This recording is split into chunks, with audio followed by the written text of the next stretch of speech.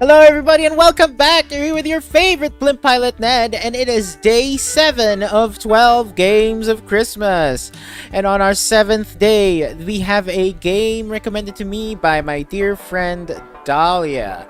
And we are going to be playing Monster Prom 4, MonsterCon.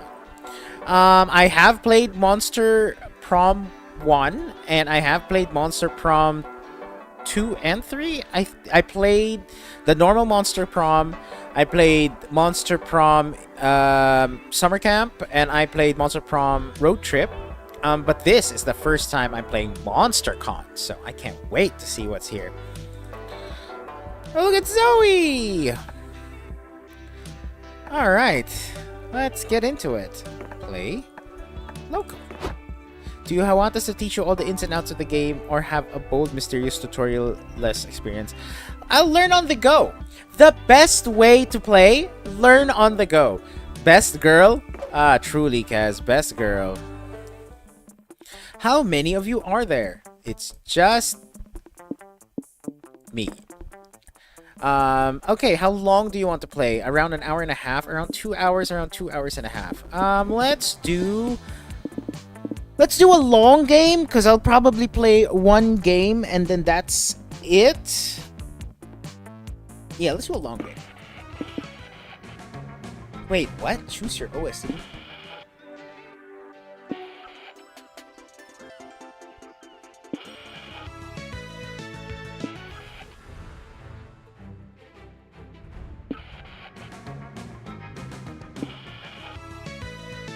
I like retro. Let's go retro! SpookyCon. For some, it was just a nerdy convention. But for us, it was 4 days to celebrate our many passions and obsessions fiercely unapologetically. Excuse me, sorry about that, Chet. And we weren't alone. Regardless of what you loved, you could always find people who'd make you feel seen and understood. Anywhere else, we might have been seen as weirdos and misfits. But here, we could finally feel like no matter who we were, we belonged. Who are you? Oh my god.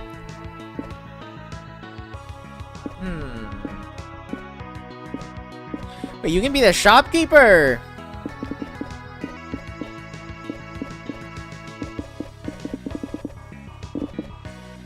I kinda wanna be the death god or the shopkeeper.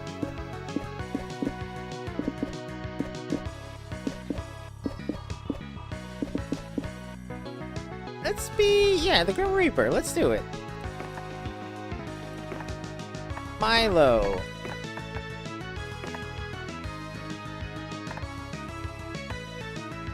Actually, what if I'm just gonna be Oz?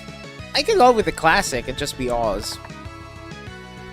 Yeah, count me in. Hey, let's be Oz. But as dreamy as SpookyCon was, it also came with its own set of pressures, some of which we already knew so well. At the end of those 4 days, the after-party loomed over our heads, posing that one evergreen question. Would we get a date for that night? As uncertainty plagued our hearts, we couldn't help but think of the 6 hottest nerds at the con. Cool. Sorry, I'm drinking water. Zoe, an eldritch cutie who went from endless deity and harbinger of destruction to the author of the renowned fanfic Liam Prom. That's an awful one. Liam de Leoncourt, a hipster vampire whose standoffish demeanor hid the fact that he was truly a lovable dork. Hooray! Doug Campbell, a kind-hearted slime that was incredibly broke from supporting all the fandoms he loved. Catch a date. Omen, an evil overlord who was recently freed from imprisonment in exchange for giving up her passion for stabbing people. I have the perfect Nico Sharp, an over-the-top mimic who preferred cosplay over shape-shifting even if they weren't the best at getting into character.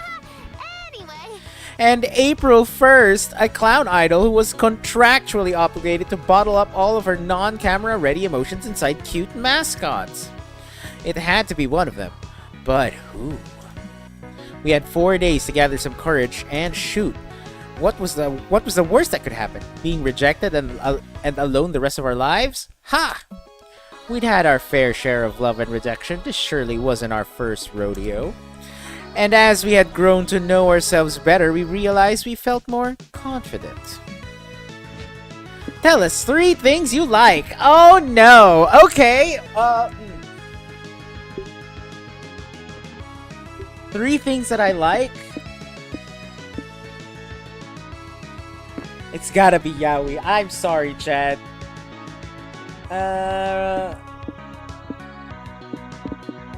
Power scaling your friends. And honestly, I'm tempted between MC with access for hands and hugs. Although, feel good fanfics. Choose your top 3 favorite villain archetypes. Ooh, top 3. You are number 1. I love that. Well, are you?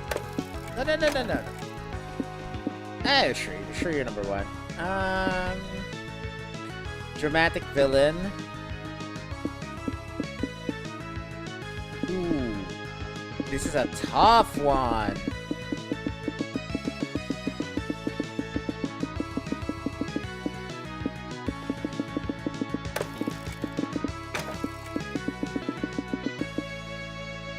Corbo villain. Corbo villain's great. We weren't new to all this, so this time we challenged ourselves with a goal other than finding love. With the support of Zoe and Liam, we had decided to take on a project we had been putting off for too long. What should I write? Making our own comic! Wait, what?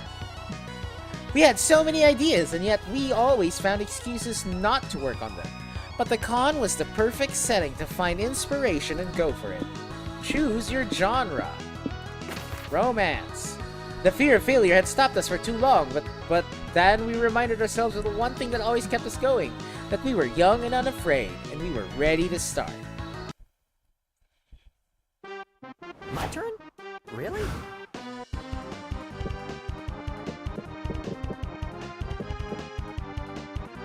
Hotel and outdoors, main stage, community zone, the lobby, merch hall.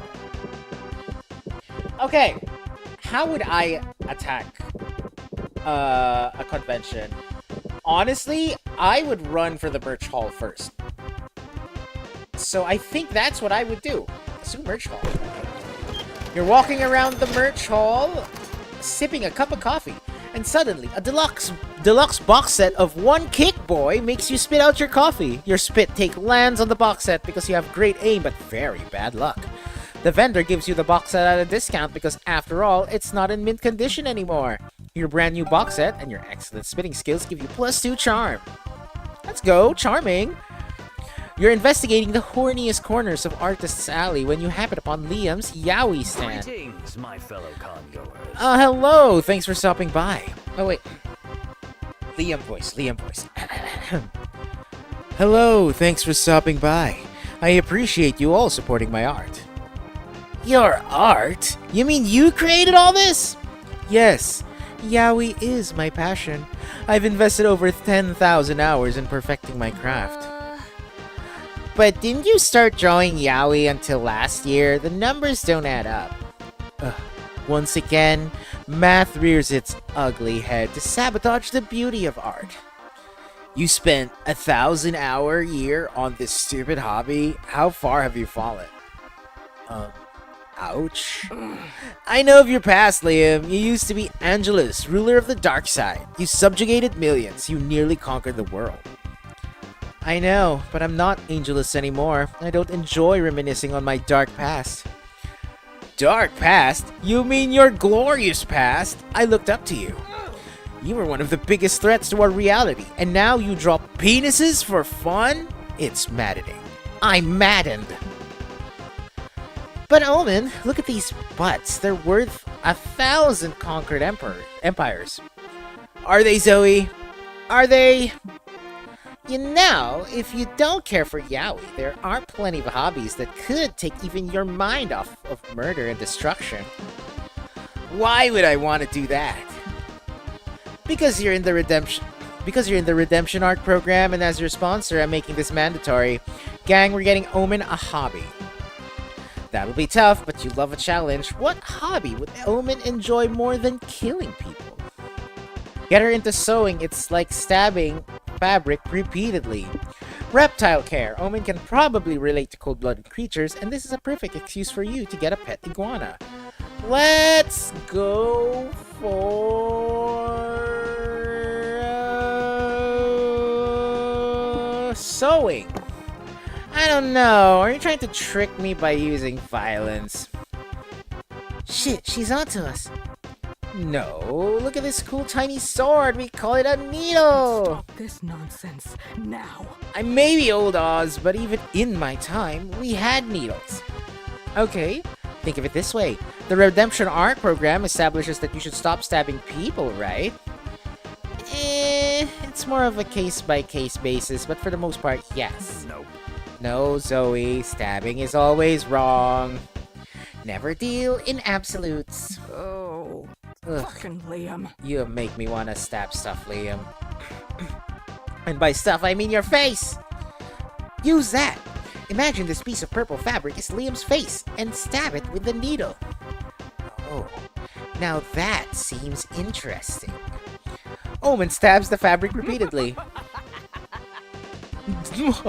Die, Liam! You'll stab you into an insufferable, beautiful sweater! Ah, you channeled Omen's desire to stab Liam into a healthy outlet. Genius. I guess I'll take a win where I can. You gain +2 boldness and lose -2 charm for introducing Omen to the wonderful hobby of fabric stabbing. I mean sewing. I'm scared of big crowds.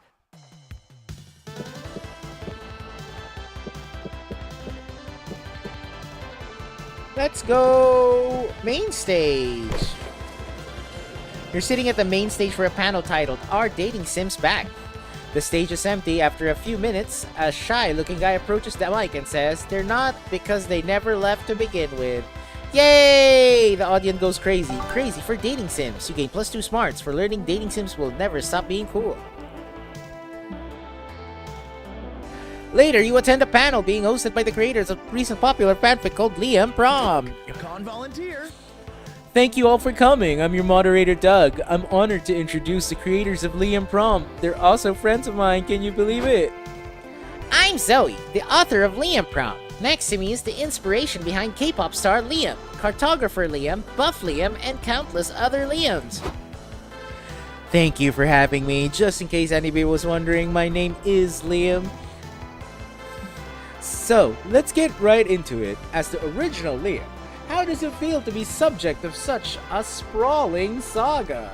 Hold on, sorry, chat.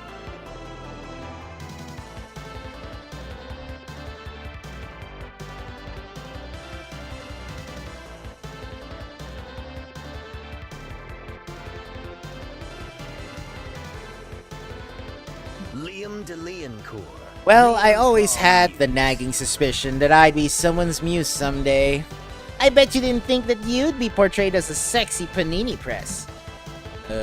No, I can't say I expected that. But in a way, I feel like being portrayed by a multitude of characters gives a better insight into my multifaceted personality. A world full of Liams. Sure, and it gives me a chance to answer the eternal question. Would a centaur Liam also wear a man bun? Who among us hasn't wondered that? The panel continues and you learn more about fictional Liam tropes than you ever thought it was possible to know. While Zoe is dissecting buff Liam's diet and workout plan, you hear Doug whispering in your ear. Psst, Oz. I'm about to open up the floor to audience questions and I really want this panel to go well for Liam and Zoe. Could you go first and ask something insightful? Everyone always waits for someone else to ask a question and the initial silence is super awkward. Crap, he blew your usual strategy at panels. Come up with a good question for Liam and Zoe.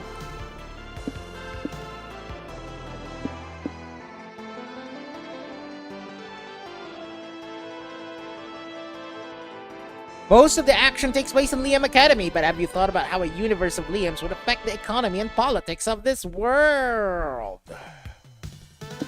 I want to do this one. What the hell, Oz? Do you think I'm not good enough to be subject of a speculative fanfiction? Sorry, let me rephrase that. Zoe, how many unworthy plebeians did you have to wade through before you arrived at the perfect protagonist, Liam? That's more like it. Good question, Oz. I knew everyone would automatically love a world full of nice, likable Scots or traditional uber-hot Danians. But a world full of Liams? Well, that's a whole nother story. Hey! But Liam's a challenge. He may not be everyone's first choice, but I knew he'd become quite the acquired taste if I could do him justice.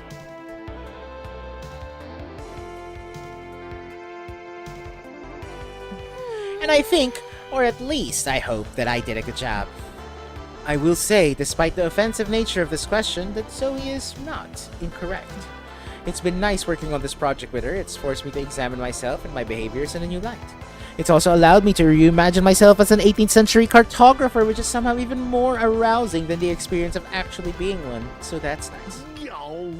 I have to admit, when I first met Liam, I was kinda intimidated by his grumpy demeanor and no-nonsense suspenders, but Zoe's many portrayals of him in Liam Prom really helped me understand him.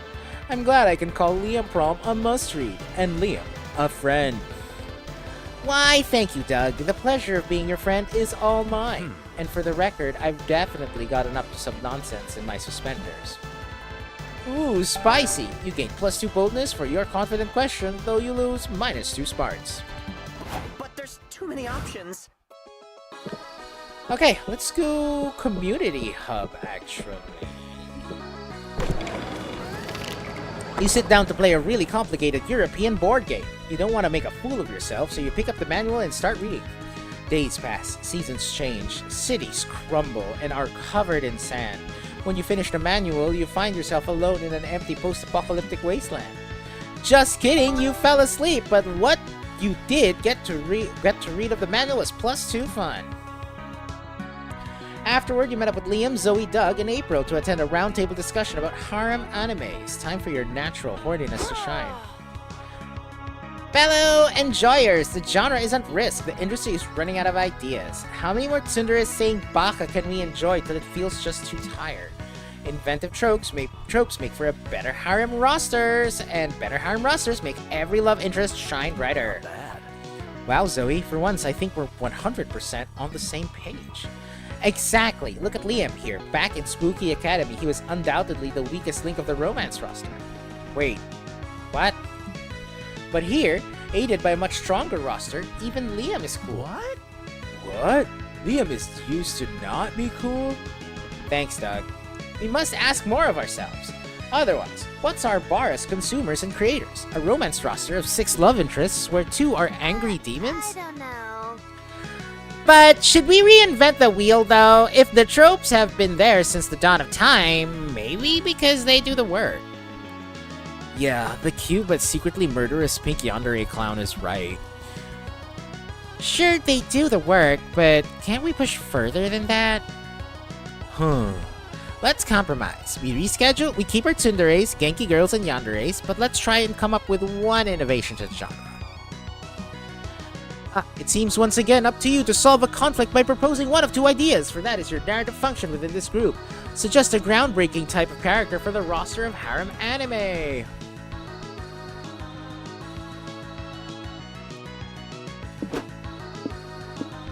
The model train enthusiast. Will she love you more than she loves model trains? People are starting to become immune to Tsundere's harsh personality. They want a personality that feels like getting hit by lightning. They want the Thundere! Oh no, I just gotta. Yes! Smash! Immediately! You wanna date a sentient spike of lightning. You've earned my respect. I get it. Oz is trying to tell us harem anime isn't about genre disruption, it's about turning almost anything into a hot waifu. So making people want to kiss a thunderbolt is almost like commentary. Oh man, until now I'd never considered kissing a thunderbolt, but now, wouldn't it like kill me? I'm no electricity expert. High chances of it, but isn't that the beauty of it, Doug? Tsunderes are all about clinging on to something, even when all signs tell us it's not good for us. Exactly. This design leans perfectly into clever wordplay, the storm chasing, the quest to capture lightning in a bottle, so to speak. And when the MC finally gets that first electrifying kiss, the Thundere immediately returns to her aloof, unapproachable demeanor. What? Why? I thought she liked me. I mean, the MC. Yes, but you see, Doug, lightning never strikes in the same place twice. Is someone writing this down? It's cool, but I still have one problem with it. The Thunder Ray isn't real, and now I'll never be happy knowing what I can't have. You don't want your friends to be this sad and blue-balled, so you buy the closest you can get to a Thunder Ray's kiss, a taser. I don't know. I've heard being tased hurts like a bitch, which is a good thing. Do me first, do me. You know, you somehow always knew this round table would end with you electrocuting your friends' tongues. You gain +2 boldness and lose -2 fun. My turn? Really?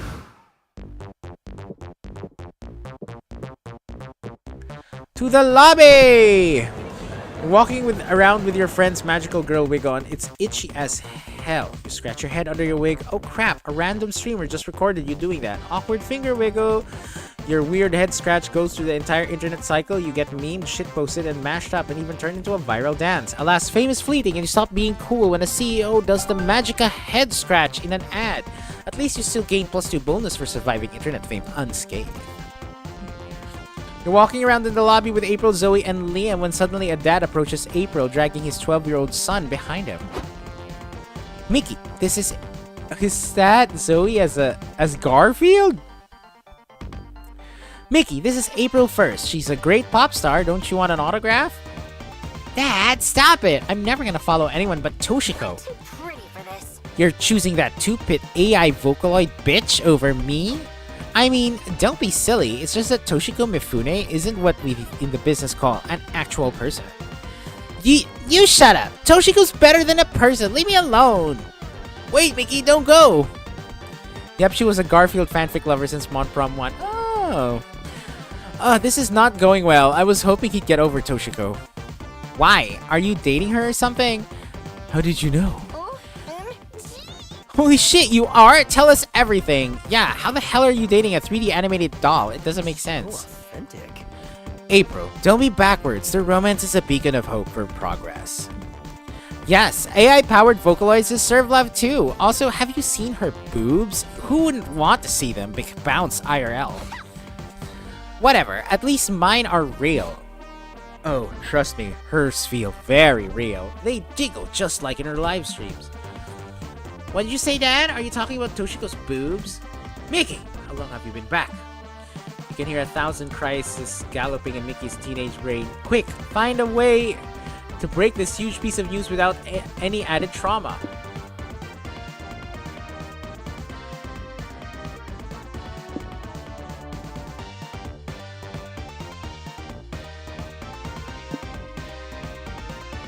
Yeah, bring the Vocaloid here!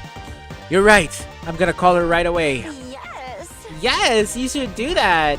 This still doesn't make sense. Toshiko's a 3D model. How is she supposed to show up? Sweet April, you underestimate the power of forbidden love and also state-of-the-art technology. Mickey's dad talks on the phone for a while, then returns with a smile on his face. Mickey, there's someone who would like to meet you. Mickey-chan, your dad has told me so much about you. Oh my god, it's Toshiko Mifune in the flesh. No, no, no. It's finally happened. The singularity is here. AI is going to kill us all. April, calm down. Don't you see Toshiko just wants some love and affection? That's right. I found it in your dad, Mickey-chan. And maybe I could give you some affection too as your new mom. Sure. What a beautiful scene. Love conquers all. I welcome our new AI overlords. Indeed, you help the Vocaloid find love, you help Zoe meet that Vocaloid, and you help April lose her mind. You gain +2 fun, but lose -2 creativity. Creativity is the stat I'm trying to increase. Time to get some fresh air. Where to sit? Okay, I'm gonna sit with you. Who do you want to sit with? Nico! Ooh, wait, what is this? Go out to dinner, visit a museum, board game night? Ooh, I think we should start...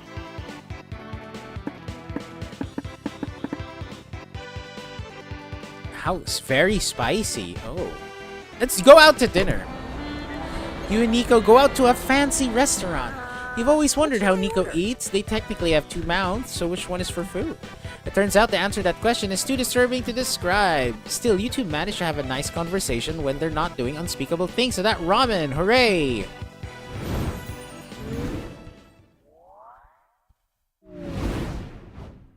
What should I write? The con is a whirlwind of activity and overstimulation, but somehow we find the time to work on your comic. Time to brainstorm. What trend from the early 2000s should come back already? Oh boy. Okay.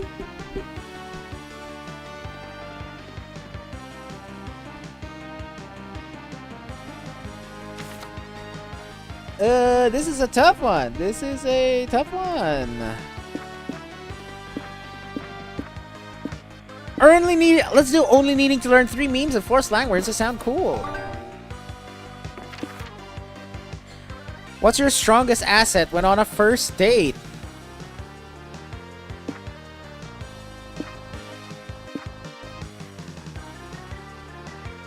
Your eyes are soulless, almost as if there were 2 sexy empty holes.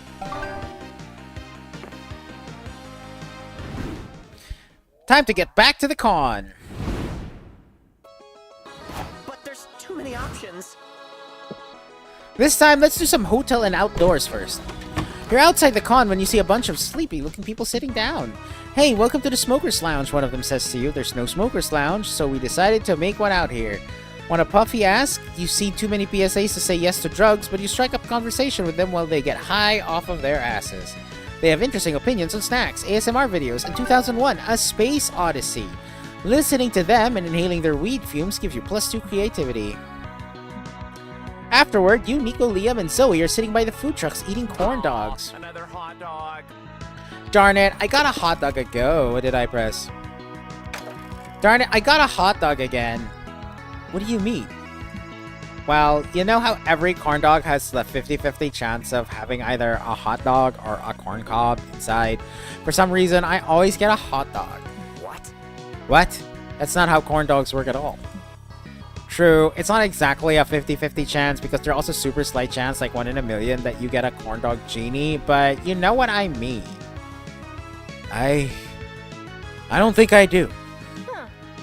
I mean, it kind of makes sense. It is called a corn dog. It's called that because it's covered in cornbread. No, I'm telling you, it's the 50-50 thing, except it's an unfair 50-50 because I never get a corn cob.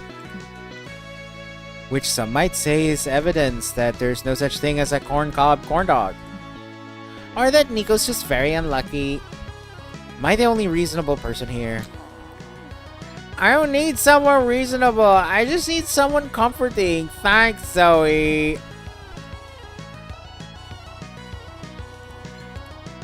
What the fuck? What the It's the corn dog genie, silly. The one I was just telling you about. Congratulations, Oz. You get 1 wish. Before I return to my cozy breaded home, what will it be? Wish to know why you never get a corn cob when you eat a corn dog? Wish for what everybody wants, a beach episode. Oh my god. Let's do this one. Well, corn cobs are inherently harder to get. You have a 50-50 chance of getting one, but it's the harder of the 2 50s. That makes sense. When something's 50-50, there's always 150 you get more often than the other. Exactly. That's how probability works. I'm sorry, what? That if everyone keeps getting hot dogs, I at some point corn cobs will have to become more common and the era of corn dogs will begin. You're right. I can't wait for that day. There's only one way to get there. We have to eat as many hot dog corn dogs as we can to balance the scales. Now you're talking. I'll do my part. I get me 4 more corn dogs on the double. You eat all your corn dogs, enjoying the present and dreaming of the future. Later that day, an unexpected duo meets at the beach during sunset. Liam and the corn dog genie are sitting in the sand watching the waves crash ashore. You lied to Nico, old friend. There's no such thing as a corn cob corn dog. I know, but sometimes a beautiful lie is better than an ugly truth. Now I must pass the baton to you. Promise me you'll look after Nico. This world is a bleak place. Make sure they never lose their innocence and whimsy. Of course. But keep in mind that technically, you still owe us a wish. All's well that ends well. You gain +2 smarts, but lose -2 fun. My turn? Really? To the lobby! You decide to walk around the lobby, which is the most intimidating activity at the con for anyone who's not a social butterfly. Some random people ask you to take a picture of them. You're forced to push people around to actually move. You even say bless you to someone who sneezed. Look at you, socializing. Here, have +2 boldness. I keep getting boldness. I want to get creativity. Now you're trying to cross the lobby with Nico, Zoe, and April, but it's chock full of people. You can't move through the dense crowd. Gosh, what a mess. What are we going to do? Such is the way of the blade. Fear not, my young pupil. When the noble lion must pass... Thank you! Excuse me? When the noble lion must pass through the galloping antelope herd, he patiently waits for an opening. Like... now. Nope, sorry, that wasn't the right moment. It's now. Oops, another false alarm. Any minute now. 56 minutes later. Now. Nope, that wasn't the one either. Now. Darn, still not it. How long is this gonna take? Just a heads up, I'm getting very thirsty and mildly homicidal. It could be a while. I was once stranded in a con crowd for 6 hours, surviving on floor peanuts and secondhand sweat. You drank sweat? That's disgusting. Hey, it works in a pinch. There's sweat everywhere. And at a con, look, you're even sweating. No, I'm not. I'm April 1st. I'm too cute to sweat. April, it's hot in here. We're all clearly drenched in sweat. Not me. That's not sweat. It's water. I've been cooling off like this. April snatches the group's last remaining water bottle and dumps it all over herself. See? Just water. Well, dehydration is definitely going to be a problem now. So is April's mental state by the looks of things. You'd better do something.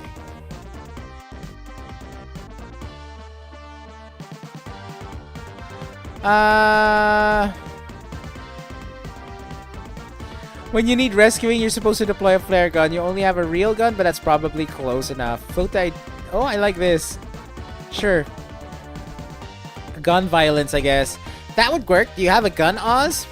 Well, I don't personally, but I assume April has one. Who, me? Yeah, I think I saw a gun in April's purse when I was looking for gum earlier. Hey, would you know, there is a gun in my purse. It probably fell in there or something. Sure. Whatever you say, girl. Gimme.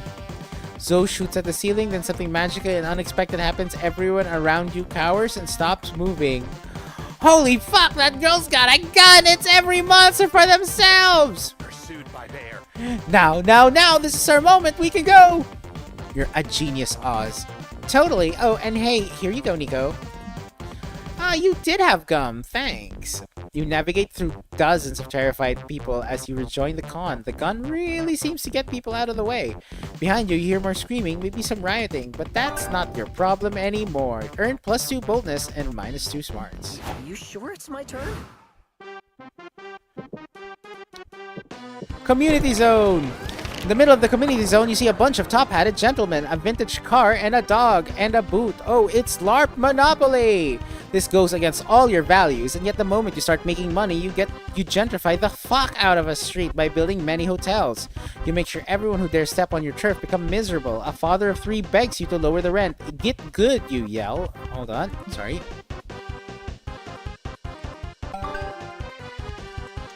Hold on, sorry, chat.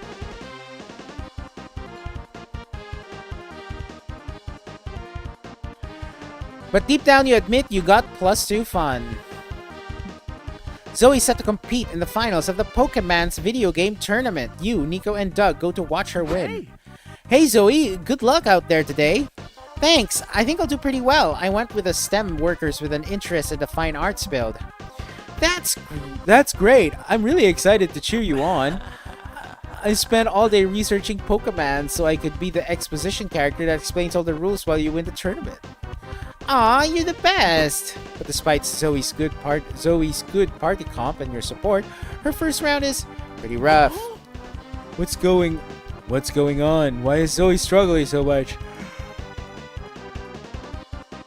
Exposition time. It looks like her opponent's running a frat bro comp. Their Pokemon known the Party Night move. Party Night starts a frat party that lasts for 5 turns. All of Zoe's nerdier Pokemons are at disadvantage for being out of their comfort zone. Oh, jeez. What? That's terrible. When did Pokemons become a horror game? All of Zoe's Pokemons go down from the woman with 4 dogs and a PhD in quantum mechanics to the biomedical engineer who's super into anime.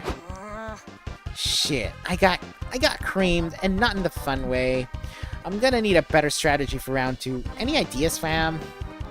I don't know. I'm still recovering from the idea of being trapped in a party night for 5 turns. Don't look at me. I only learned enough about this game to dump exposition about it. I have no idea how to play it. Oz, what do you think I should do? No pressure, but you're kind of my only hope.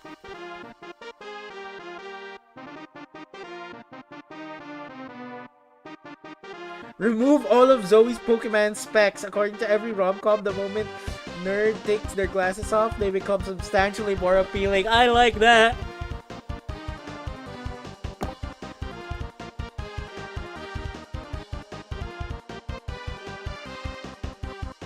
Wait, sorry.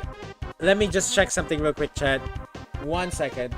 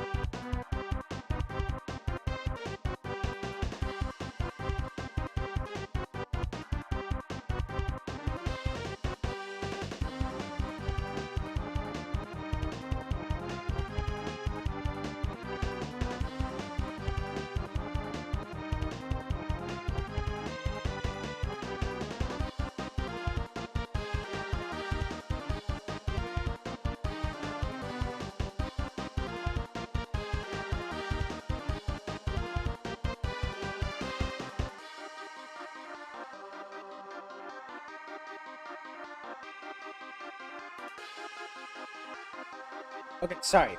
And we're back, chat. Let's do this. Unequipping their specs? That's nuts! I mean, I guess I have nothing to lose. Except the match. You could lose a match! Cool. True, but now I'm curious what my Pokemons look like without their glasses, so I'm doing it. Zoe unequips her Pokemon specs, and the second round of battle begins. Hey, says the enemy Pokemon, I didn't notice before, but you're actually, like, super hot. Zoe's Pokemon doesn't respond, it's too busy squinting and bumping into furniture. The enemy Pokemon interprets this dismal as sexy aloofness, and it feels insecure. Look, I'm strong, says the Pokemon before punching a wall and breaking its wrist. Haha, it hurt itself in its own confusion. Dang, I wish I wore glasses so I could take them off and become cooler. You could always punch a wall. That looked cool too. I don't know, it seemed painful. Look, the Pokemon fainted from the injury. All of the enemy's Pokemons hurt themselves by jumping off balconies, smashing beers with their foreheads, and misguided attempts to impress Zoe's Pokemon. Zoe wins! No. Man, parties are scary. Just don't chop off any balconies and you'll be fine. Got it. Wow, he's actually taking notes on this. We better protect this one. You gain +2 charm for making Zoe's Pokemons like, inexplicably hotter, but lose -2 smarts. My turn? Really?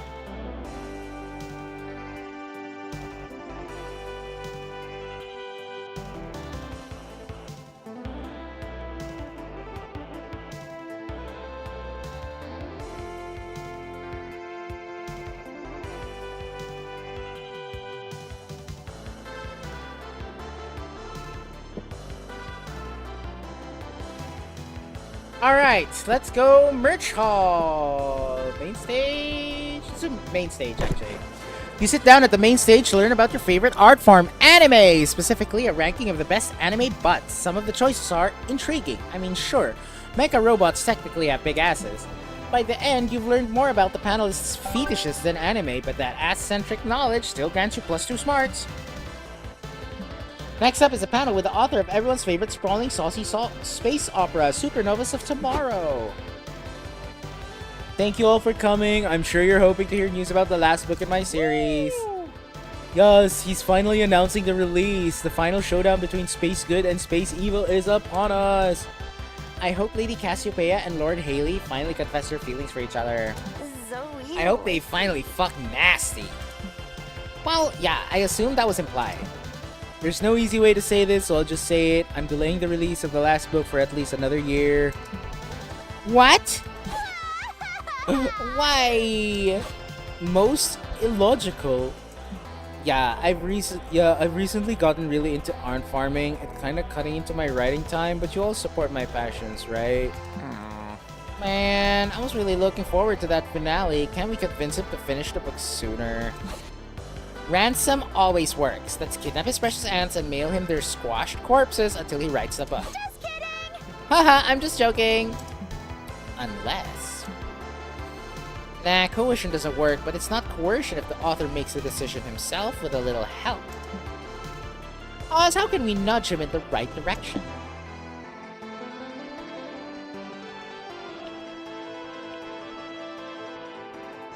During the QA, take the mic and narrate a very engaging anecdote. Once the author gets hooked, refuse to finish it and hold a narrative Mexican standoff with him. Usually when an author doesn't want to write their own book, they'll just get a ghostwriter. Logic dictates you should stab the author so he becomes a ghostwriter.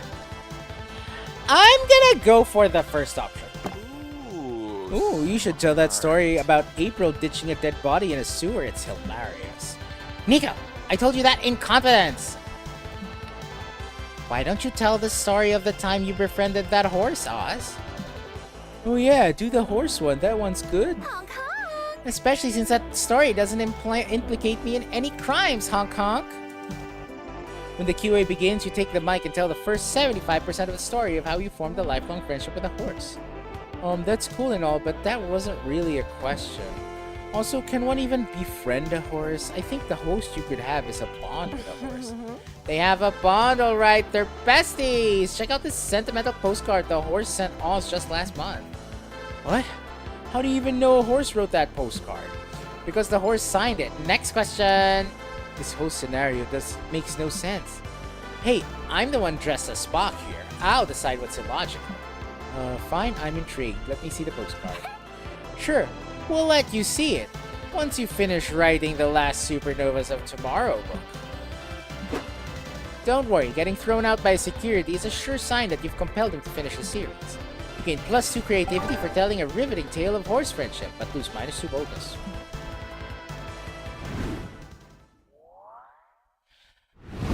And to the con we go again! Too many options. Okay, this gives creativity, so I'm going for this. You decide to hit the hotel bar for a cocktail because you're classy like that. It's a pity you don't know shit about cocktails. When the waiter comes, you panic and order made-up cocktail like a twisted torso, or a hug on the hill, and a vacuum cleaner. What do you know? They have those. They do have those cocktails. You proved your credentials as a cocktail connoisseur, and you get totally shit-faced thanks to your +2 creativity for coming up with drink names.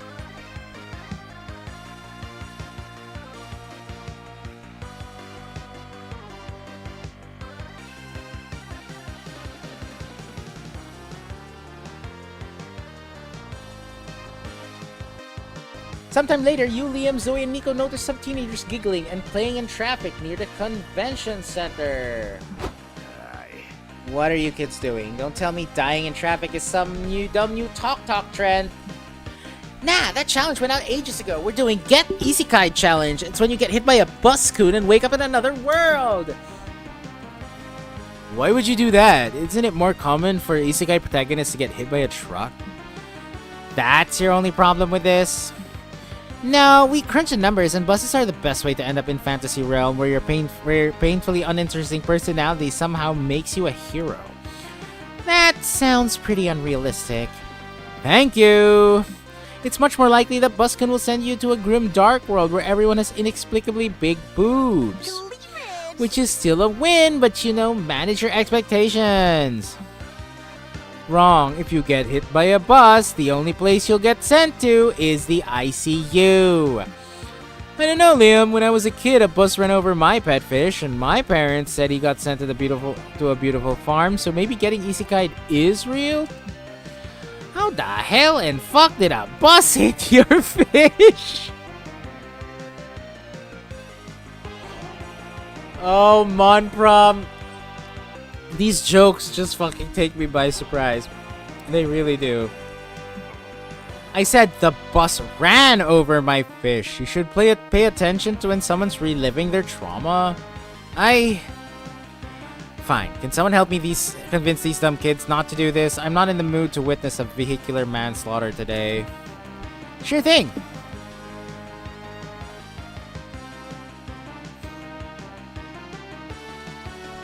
Use the forbidden spell to exile souls to a pocket dimension. You thought it was a cruel measure, but apparently it will help these idiots and probably prevent car accidents. Convince them it's easier to go to a different world by getting on the bus, not in front of the bus. Ooh, I like the spell. You wave your magic wand, champ. Bibbidi bobbidi, get the fuck out and send the teens to a fantasy pocket dimension. That's my cue to leave. Thank goodness that's over. Let's get some boba. After some time, your phone rings. Those kids are trying to FaceTime you. Hi there. Sup, guys? How's the new world? Is it a boob world or an ass world? Nico and I have been taking bets. It's a lame world. We don't even have superpowers or anime girlfriends. Let us out. We want to get isekai into a cooler world. No, you clearly haven't learned your lesson. You're just going to play in traffic again. We have to! You didn't let us get hit by Buscoon, which is a crucial part of the isekai experience. That must be why this place sucks. Hang up the phone, Oz. Let's, I don't know, get more boba or something. Get a second round of boba. Your phone rings again a few hours later. Only one teen is on the call this time. Good evening, gang. Wait, weren't there more of you before? Not anymore. Since you wouldn't help us, my friends decided to get trampled by a horse-drawn carriage and get isekai'd into a deeper, cooler world. I was gonna get trampled with them, but it looked painful. I guess I'm not cut out for the isekai lifestyle, but I'm glad they're off having fun. So can I come out now? Enough. Fine, let them out. I give up. The kids are not alright. I'm sorry, Liam. Would a third round of boba cheer you up? Yes, I think it would. You get more boba and gain +2 smarts for solving the problem with such a cool spell, but lose -2 charm.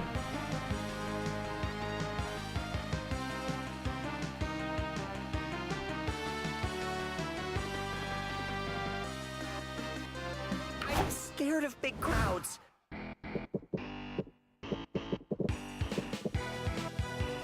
Let's go to the community zone! At the community zone, you find several 5D chess matches going on at the same time. Time to prove your smarts to this whole con. You play 5 matches at the same time. You make fast decisions going from chess table to chess table. Everyone's impressed. Until they realize you lost all chess matches in just a few moves. Well, you may have gained 0 smarts, but you surely gained +2 fun.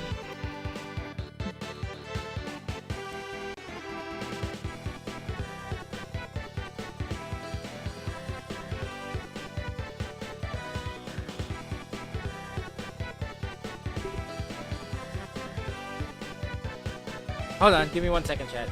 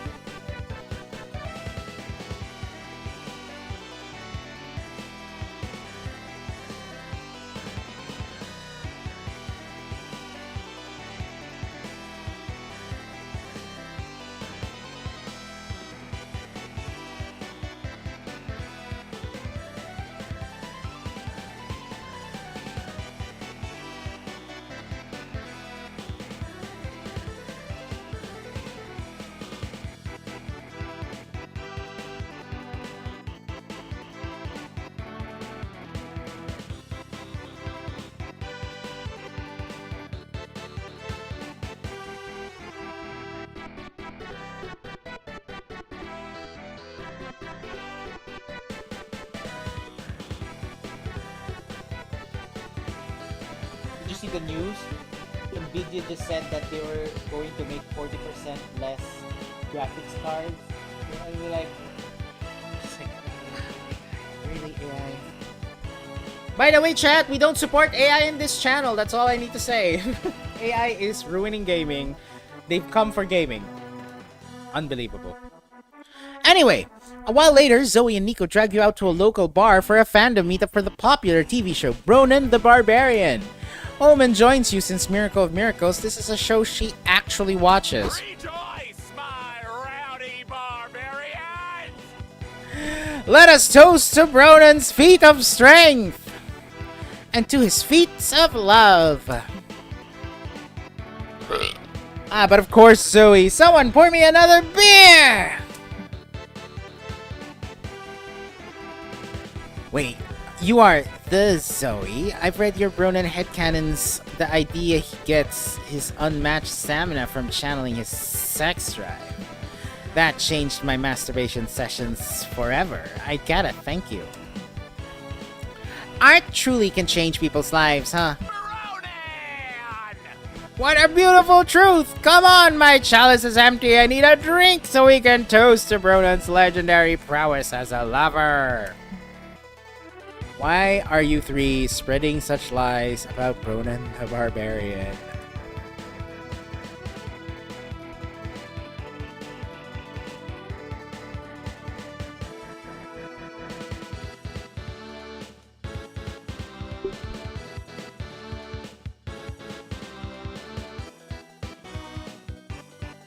Stop this nonsense. Ronan has now. never been shown to engage in sexual intercourse in any of the films, TV, episodes, or cereal boxes where he is featured.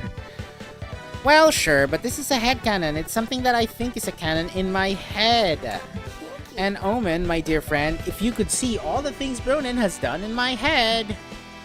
Except she doesn't have to. You can check Zoe's Ronan headcanon blog. Believe me, it will revolutionize how you jerk off. Stop it! I neither know nor care what a headcanon is.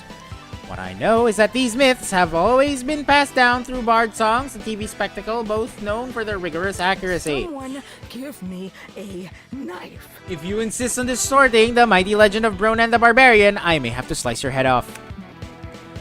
The only head I care about is the head in headcanon, so be ready to face the wrath of my plastic axe! Let's be real, Nico doesn't stand a chance. Come up with a way for Omen to understand the appeal of headcanons before Nico doesn't have a head to cannon with.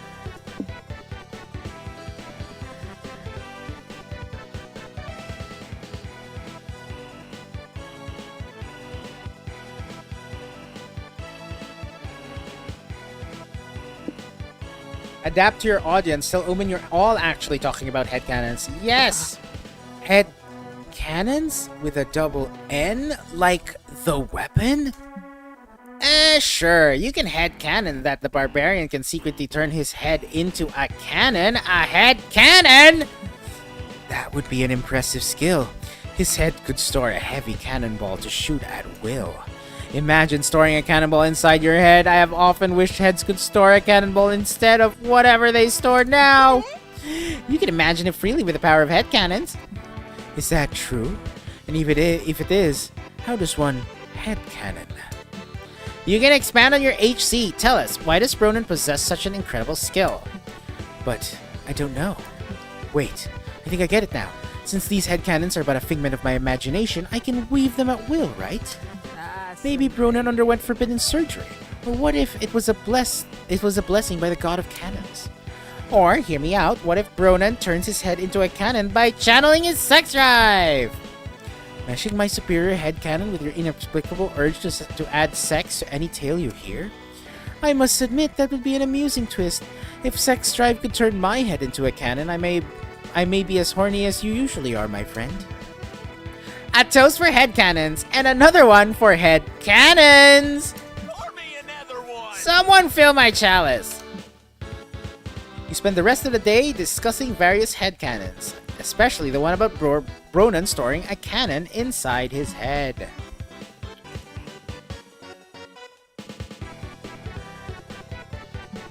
You get +2 bonus for resorting to the idea of headcanons, but you lose -2 fun. You sure it's my turn? Let's go to the main stage! You sit down to watch a panel about new proposed TTRPG classes. There are tons of cool options like Insurance Salesperson, Horse with Knife Shoes, and Steve.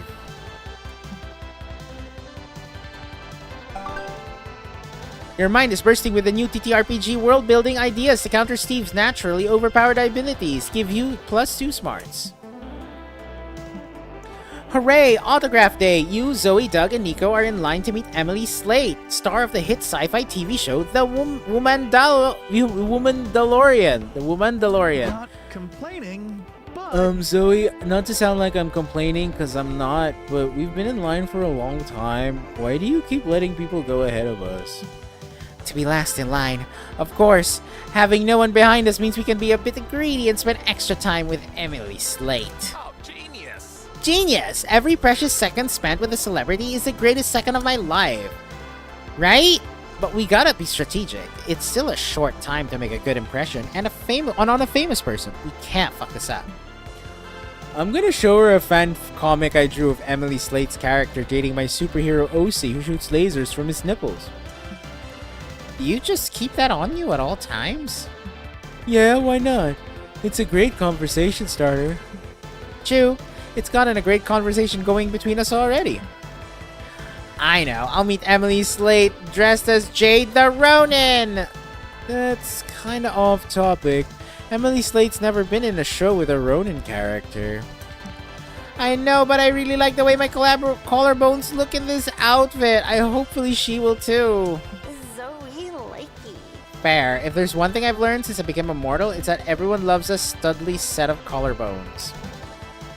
Be that as it may, you doubt it's the best way to make a good impression of the celebrity. Come up with a plan of your own. Look her in the eye and say menacingly, I know what you did. Chances are she did something and now she'll believe you know about it. Throw the celeb off by signing an autograph to her.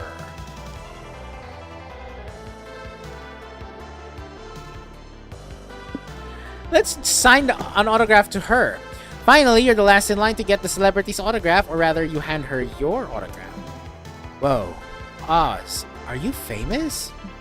Yep, just don't look it up. But only regular people receive autographs from celebrities, which means I'm regular? My suffering is over? I'm finally free from the yoke of fame? She runs off probably to get a 9-to-5 job at an advertising company or whatever famous people romanticize about the lives of normal individuals. At least you gain +2 charm for making a strong impression. You're about to leave, but then... Where do you think you're going, Oz? You've got autographs to sign. Indeed, a sizable line of people have formed to get your autograph. Cool. Cool. Come on, guys. Let's wait at the back of the line to get Oz's autograph and spend some one-on-one time with him.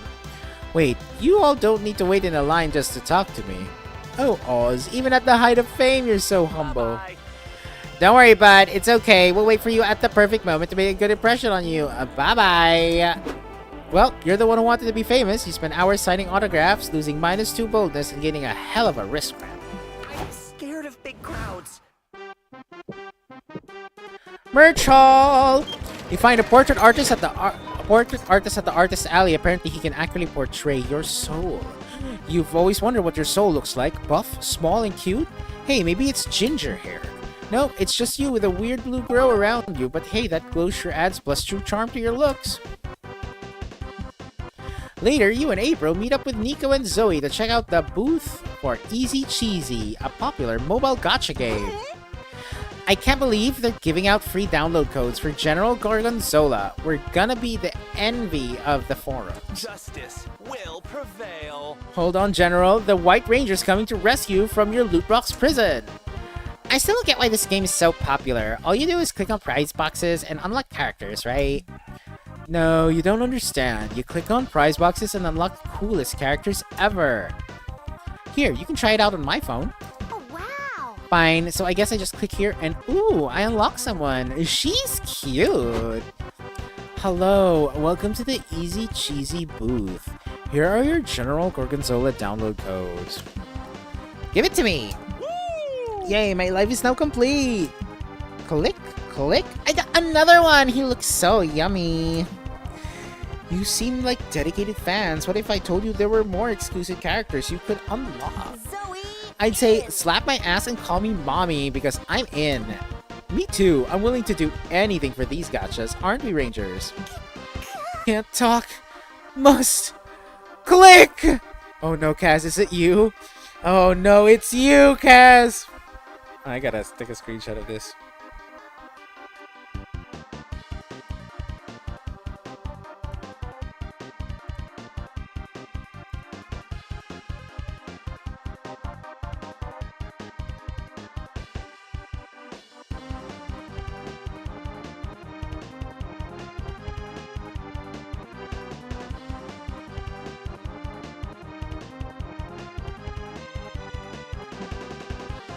I love consumers with such single-minded devotion. We're running 2 promotions right now. Just complete the necessary task and you'll get your prize.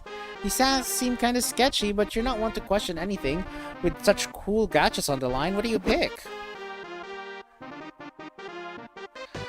Oh no, I actually have to pick?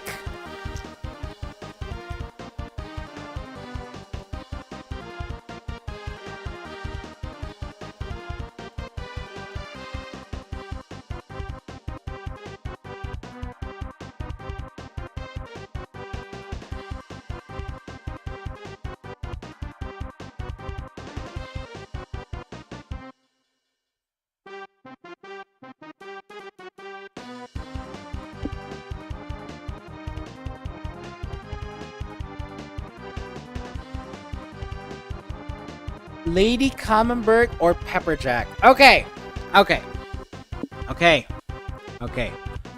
Hear me out, chat. I love Pepperjack, right? I love the spicy cheese. That's kind of nice. But Camembert is the superior cheese. And I'm willing to commit 5 crimes. Okay, let's do it.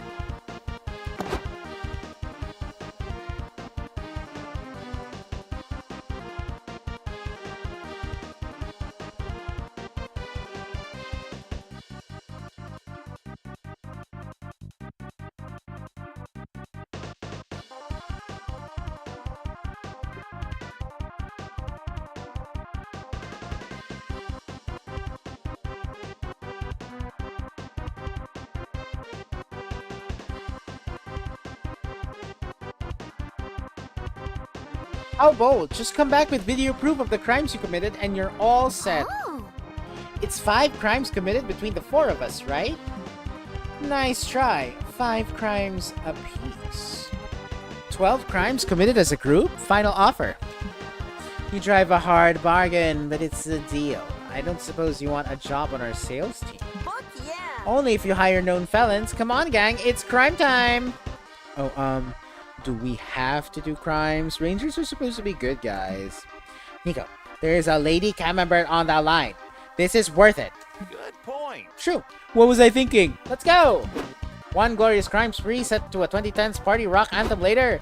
Let's see, we've got littering, vandalism, murder, Grand Theft Auto, another murder, arson, jaywalking, oh, a triple murder, points for style. And what's this one? I don't get it. 4 counts of voter fraud. Okay, there seems to be more than enough here. Are your Lady Camembert download codes? You've earned them. Keep playing easy cheesy. Remember, we have blackmail material on you if you ever stop. That was fun, but I still don't get why you committed 2 extra murders, April. I wanted to be thorough in case any of you fell short. Aw, how thoughtful. You gain +2 bonus for committing crimes in the name of gachas, but lose -2 charm. Shopping time!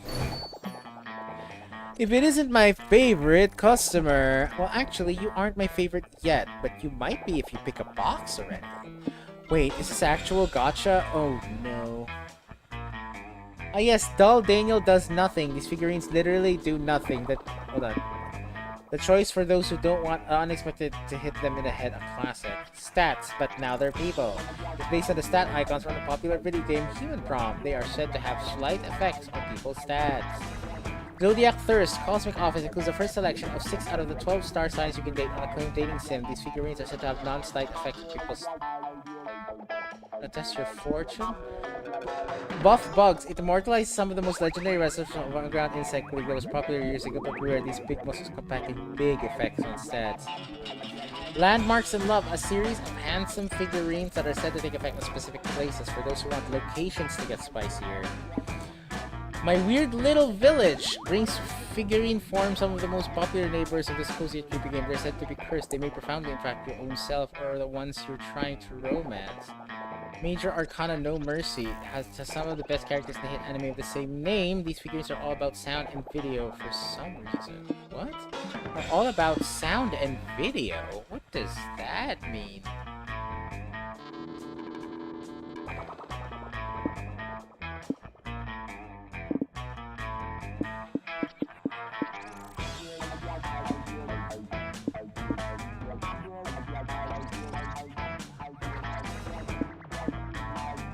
I'm gonna do Zodiac Thirst.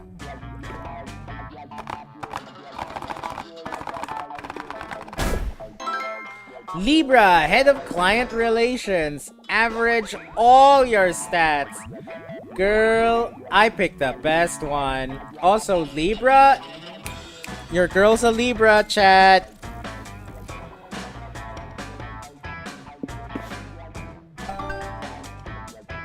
So average. Pleasure doing business with you.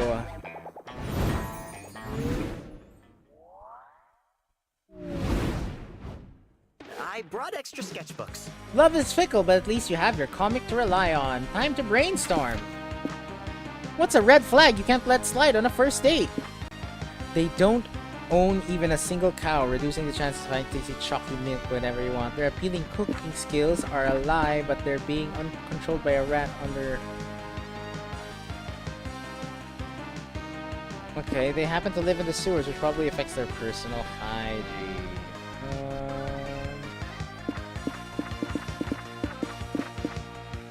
Yeah, they don't own a single cow!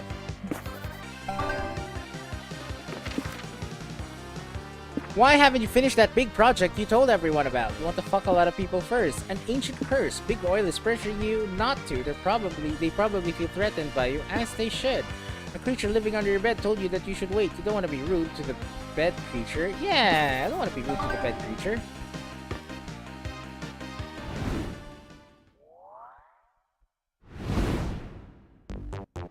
But there's too many options. Hotel and outdoors, here we go! You're in front of the hotel wasting time. A taxi stops right in front of you because why else would you be standing there doing nothing? You're too embarrassed to tell the driver, so you get in and he takes you for a ride. Wow, this city is great. Skyscrapers, several neoplasticism museums, suspicious holes in the ground. No wonder they set up the con here. This is truly one of the top cities of the world. Too bad these aren't locations in the game, so there's no art of them, but you can imagine them in your head and gain +2 creativity in the process. So I said to the paperboy, they arrested Oscar Wilde for that? That's literally the only thing I plan on doing this weekend. Yikes! Sounds like the 1890s would not have been a great time to enter my slut era. What a lovely day to relax with your friends at the hotel. If only the quesadilla you ate earlier wasn't putting up such a fight. Which is a polite way of saying you have to take a massive shit. You go to the bathroom, but now you face the greatest problem of traveling with friends. You don't want them to hear the plop. You know, the plop, the super clear sound that proves you're taking a dump. You decide to wait for the perfect time to let all hell break loose, ideally when your friends are being noisy enough to cover the sound. I'm getting hungry. Anyone got any popcorn I can pop? No, but I have some marshmallows you can eat. They're yummier and quieter anyway. Fuck. Anyone want to listen to music? The new Priscilla Bronte album came out last weekend. Actually, can I show you all a new genre I've been getting into? It's called Whispercore. Fuck! Oh shit, the season finale of Reincarnated as a supervisor in the deafeningly loud firecracker factory is on tonight. Let's watch it. Wait, that show just got canceled, didn't it? Let's have a moment of silence to honor its memories. Fuckity fuck. As usual, it all comes down to you. Do something to cover the sound of your plop. Shit out of the bathroom window instead. You're on the 5th floor, so according to physics, the chances of your friends hearing the plop are far lower. You want them to think you're not pooping, therefore you should cover the noise with screaming, I'm not pooping! What?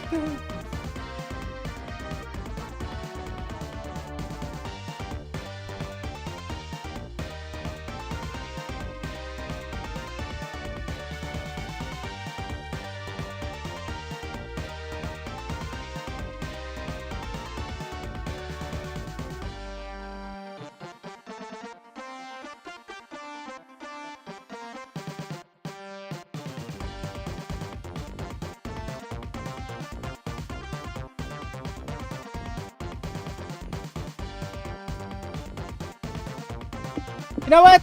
I'm just gonna yell I'm not pooping. Perfect, it's the ultimate misdirection. I'm not pooping! Good for you, Oz. Thanks for keeping us in the loop. Still not pooping. You are pooping, aren't you, Oz? Weren't you listening? That's the one thing he said he is not doing. Then what are you doing, Oz? It's a secret. Now I have to know. Suspense is killing me. I bet his baking is a surprise cake. In the bathroom? Of course, it's the least likely place to do it. No one would suspect it. Wow, Oz is so clever. And good at baking, I hope. You're done pooping and no one heard the plop, which is good, but now you have to sneak out of the bathroom window and buy a cake. This isn't made any easier by the fact that you're on the 5th floor, but as the saying goes, you pooped in this bed and now you have to lie in it. Lose -2 smarts, but at least everyone thinks you're a great bathroom baker and you gain +2 charm. But I'm not prepared.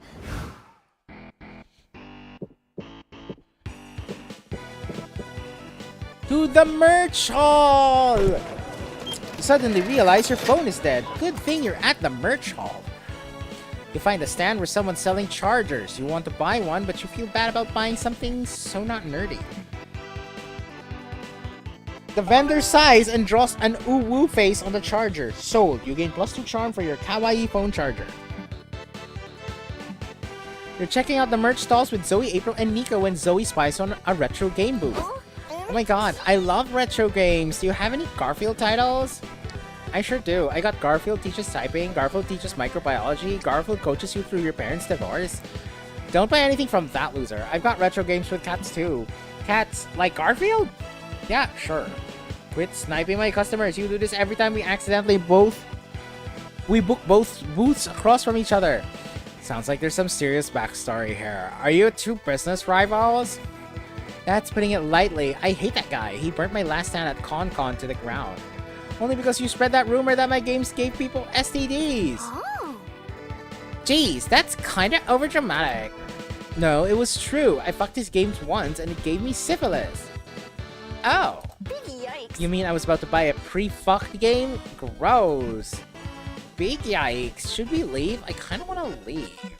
We can't leave. We have to help these two settle their differences.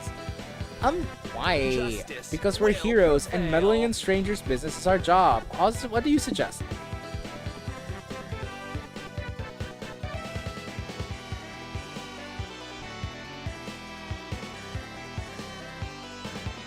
Surely they're joined forces to fight a common enemy, a wild wolf riding a monster truck straight into their stands. They'll...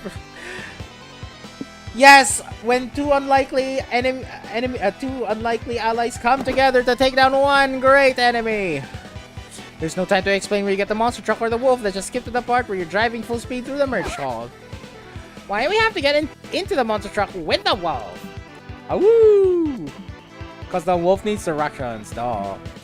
Yeah, wolves aren't known for reading maps very well. They're not known for driving well either! How was I supposed to know that? I'm not a wolf expert. Here, take a left here, wolf. No, your other left. I don't see how this is going to help bring those two sellers together anyway. A near-death experience will push anyone to join forces to save themselves. Trust me, I've written dozens of fanfics about this truck. That's the power of friendship. It makes sense. The only thing stronger than a monster truck is the power of friendship. The power of friendship will save us from dying in a car crash! There they are. Step on it, wolf! The truck slams directly into the two vendors. They do not join forces as they're too busy being hit by the truck. Huh. Who would have thunk it? Well, you know what they say, Zoe. Sometimes life is stranger than fiction. Wait, actually, this is even better. Now they'll have to spend several months together at the hospital, which will create ample room for friendships to blossom. Awesome, we did it, Rangers. High five. Everyone high fives but April, who's too busy throwing up to appreciate the power of friendship and vehicular manslaughter. Her loss, you gain +2 bonus and lose -2 creativity. No! Not creativity, I need that to get higher.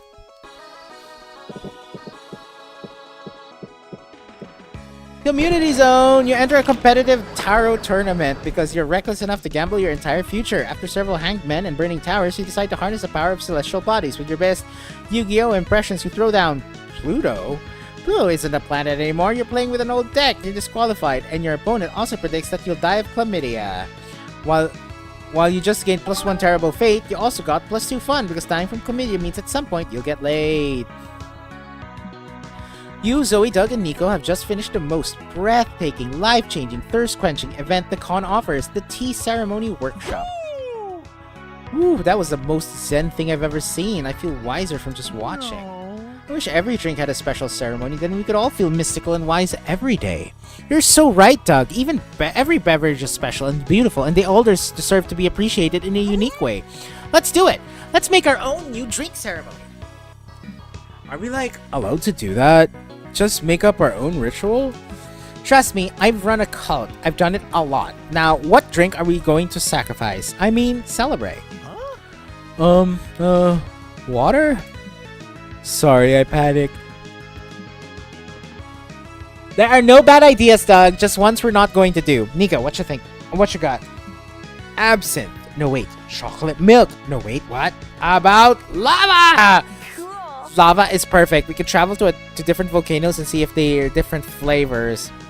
That would be so cool. Maybe one volcano is sweet and one is spicy. I want to find the lava that tastes like melted cheese. I just looked up flights. We could be in Pompeii in 8 hours time. Should I book it? Definitely. This lava drinking ceremony is going to blow the cheer ceremony out of the water. Are you the only person who remembers lava hurts? You'd better come up with an even cooler drink ceremony idea before your friends burn themselves to a crisp.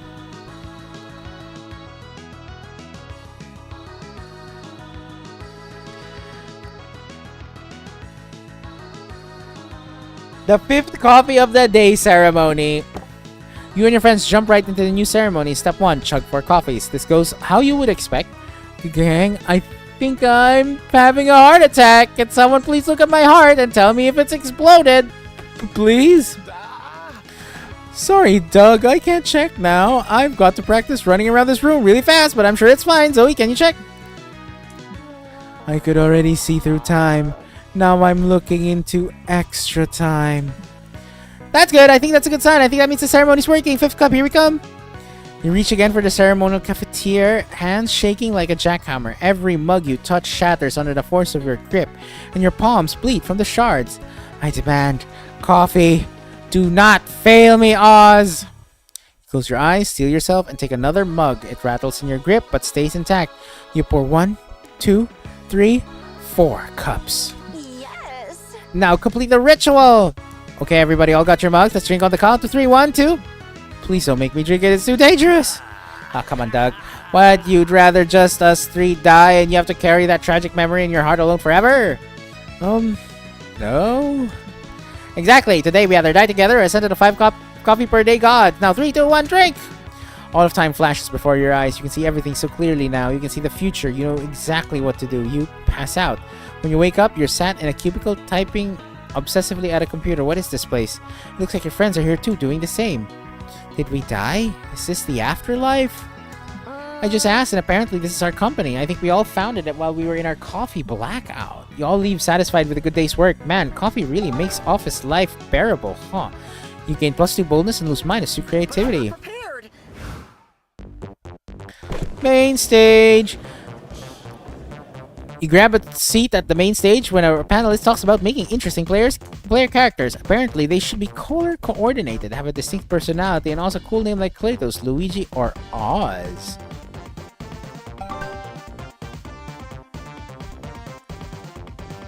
You learn you'd make an awesome PC, and that self-knowledge equals +2 smarts.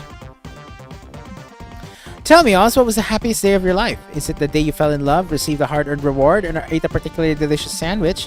Well, prepare to knock that day into 2nd place, because today you're seeing the exclusive pre-premiere of the new Dragon Heat movie, Commence Hype. Sorry, kids, we gotta cut off the line here. The theater's at capacity.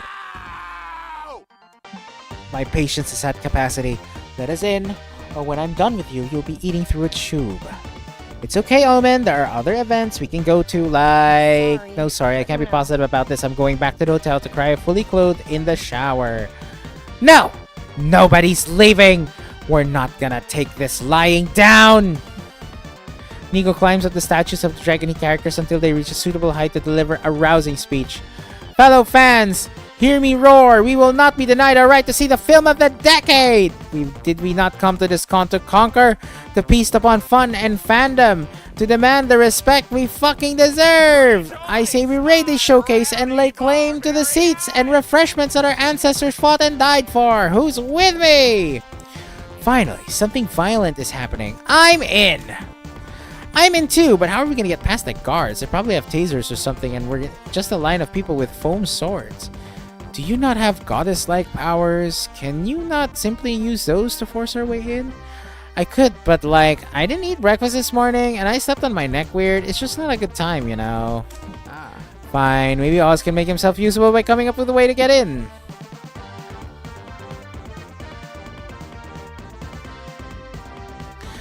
Ooh, I like this. That's probably charm though. Yeah, let's do it. What? Is that a bribe? Dispersal or apprehend you and take you to con jail. Wait, partner. Let's think this through. I've always wanted to invade France. No, not France. Everyone always told me it was a stupid idea, and I get it. One person can't invade France alone. But with the help of, let me count, 37 people who want to watch a movie, well, not so stupid anymore, is it? Heed my advice. Abandon the stream. Invading France is not all it is cracked up to be. Well, I may have been banned from entering France ever again, so invading it is my only option left. If I ever want to see the Louvre. Why did you get banned from entering France? Why does anyone get banned from anything? What's important right now is that we might have the numbers to pull this thing off. Partner, I'll do this with you. You had my back when I accidentally shot a civilian multiple times, so I'll have your back now. Oh, thank you, thank you. Let's invade France with the help of these young nerds. Okay, it's a deal. How about you to act as our initial strike force and head to France now, and we'll meet you there after the whole movie. Great idea. Bring bombs. See you in Europe. The guards hop on a flight to France and you all raid the pre-premiere, meaning you sit politely on the floor and watch the movie. Surely it'll be a while before you have to explain yourselves to the cops. Hopefully, you gain +2 charm and lose -2 bonus. Con time again! I'm scared of big crowds. You're chilling in your hotel room, staring at the ceiling. When you've already memorized the ceiling, you decide to call room service. Room service asks you, "How can I help you?" You tell room service you memorized the ceiling because you were bored. It turns out room service loves your room ceiling. They've memorized it out of boredom too. You talk about it for hours. Conversation is enriching and inspires you for any ceiling-themed creative project you may have in the future. You gain +2 creativity. Sometime later, you're chilling in a hotel with Zoe, Nico, and Nico when Doug bursts into the room like a socially awkward bull. Somebody pinch me. I'm freaking out. This is the best day of my life. I'm gonna throw up. Someone call my mom. There's a lot to unpack there. What's going on? I entered a raffle this morning thinking the prize was rare pogs. But it turns out it was a lunch with an actor named Keenan Reeves, and I actually won. Wait, is the other raffle sale going on? How rare are these pogs? Can we focus? I'm about to meet a celebrity I've never even heard of, and I'm not at all prepared. I wrote some icebreakers down, but the ink got smudged. How is you the weather a good conversation starter? Sure, if you want a follow-up question to be, are you having a stroke? I can't, dude. It's hard enough keeping a straight face while making these voices, but some of these lines are pretty funny. Anyway, moving on. That's the power of Don't friendship. worry, Doc. I can help you. We'll make sure you make a great impression with the power of friendship. What should we do? Give him an earpiece and feed him lines like Cyrano style? Ooh, Actually, smart. I was gonna suggest I whip up some Doug cosplay and go in his place, but your idea is better. 15 minutes later, Doug's sitting across from Keenan Reeves while you, Zoe, and Nico watch them from the window with a walkie-talkie. Hello. It's really nice to meet you, sir. I'm Keenan. No, wait, you're Keenan. I knew that. My name is, I want to say Dennis? Uh-oh, he's dying out there. Don't panic, Doug. Wink at him. Cool people are always winking. Can Doug wink? Does he even have eyelids? Oh, good question. Psst, Dougs, do you have eyelids? Zoe and Nico are making many wonderful things, but good wing people isn't one of them. Feed Doug some lines so he makes a good impression on this celebrity.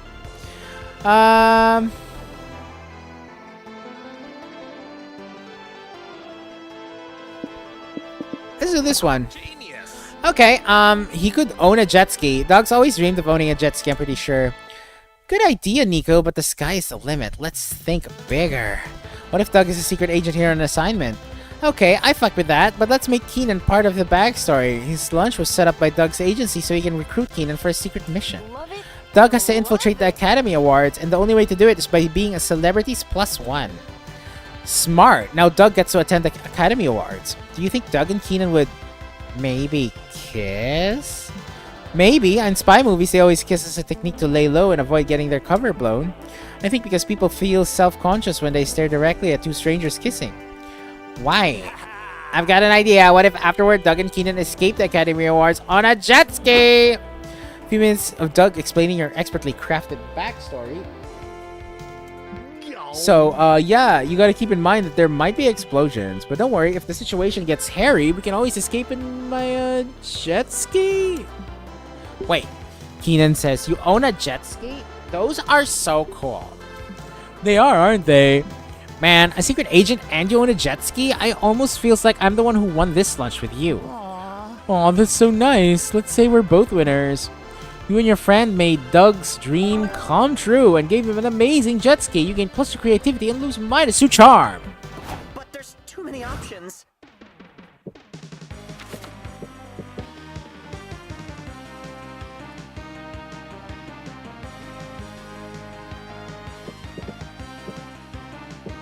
To the merch hall!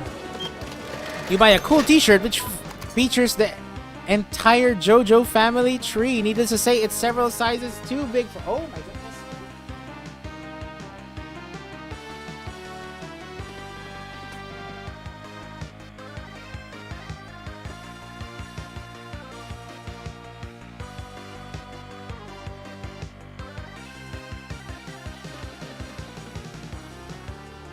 Sorry about that, chat. The rain was coming in through my window, so I had to close the window. Hold on. Actually, on that note, 1 second. Window check.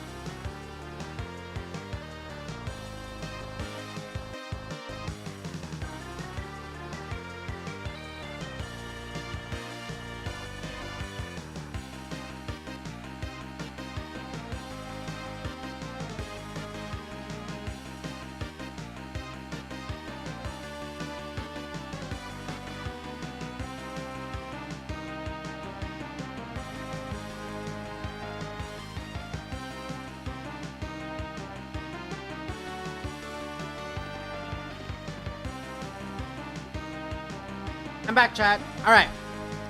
You buy a cool t-shirt which features the entire JoJo family tree. Needless to say, it's several sizes too big for you. You get back to the stand to return it, but the vendor doesn't take refunds. Unacceptable! What he can give you is a free JoJo pose, but you take it. It forces the limits of flexibility, but you gain +2 charm from striking such a pose.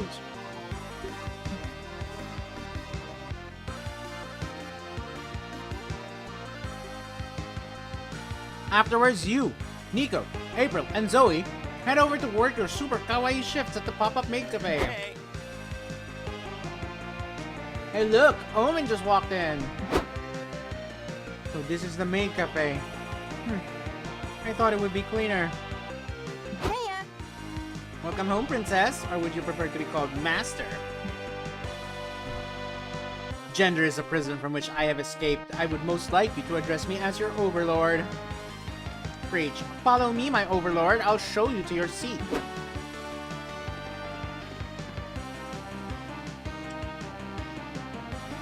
Hooray! Everything's going pretty smoothly for once. Oh wait, no. Looks like Owen's gotten drunk on power. Nice job, idiots. You call that a Sugoi happy morning dance? I'm not happy at all. Do it better this time. Yes, my overlord. From the top, girls. Here's your omurice, my overlord. Let's say the magic words together. Moe moe kyun. Was that spell supposed to make this dry, unseasoned omelette appetizing? Because it did not work. Bring me a medium rare prime rib steak and a chalice of orc's blood to drink. We don't serve that here. What you serve right now is me. Bring me a steak or I shall order someone to bring your corpse home to your mother. Hey, I can't help but notice that Omen's being a bit much. They're being the fucking worst. I'd kill them if I thought I could get the bloodstains out of this apron. Kawaii? There's something we can do about them. I don't know how many more of Sugoi Happy Morning twerks I have left in me. That'd be for the best if Omen ever wants to redeem themselves, and besides, they totally deserve some payback. How can you end their reign of terror?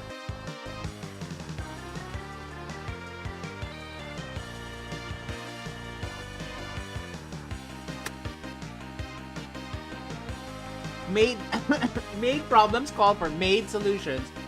Tell Omen if they keep being a problem, they'll be having lunch in the cafe's Iron Maiden. Let's go. I like that one. You bring out the Iron Maiden. It's horribly spiky on the inside, but has an adorable frog motif on the outside.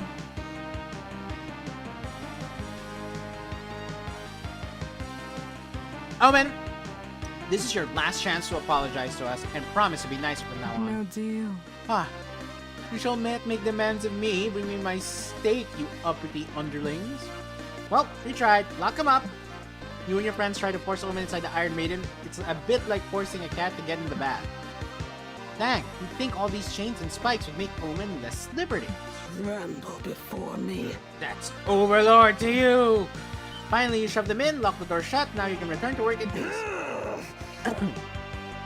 Let me out! Your Overlord needs to pee! Not until you learned your lesson.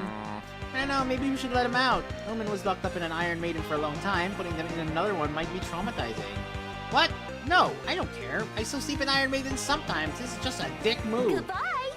In that case, it's the perfect response to your behavior. Have fun in there.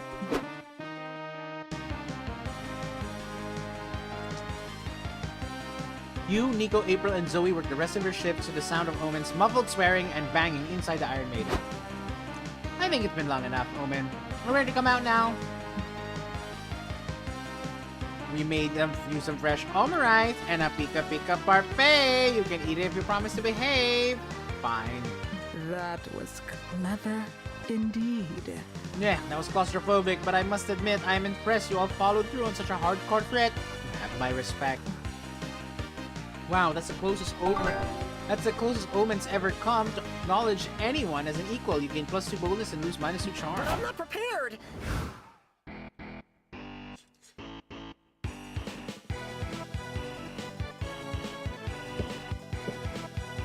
To the community zone! Check out the games going on at the community zone and you find an area dedicated to the retro vibe games. You start playing some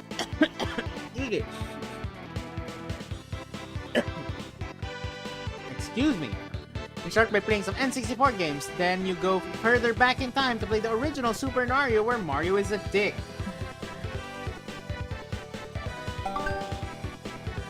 You round out your play session by playing checkers and the Royal Game of Ur. Your Mesopotamian gamer skills grant you +2 fun. Later, you meet up with your friends to play Grunkle Ball, the fictional sport from the beloved Trials of Lord Grunkle books. Are we ready? Does everyone know how to play? Yeah, I just need to make 2 Grunk Dunks to win, right? Yes, but first you need to score 16 Grunkle points to qualify for a Grunk Dunk. You can also make a Grunk Dunk if something narratively significant happens to you. Before you can ask what counts as narratively significant, 2 corporate shills barge into the room.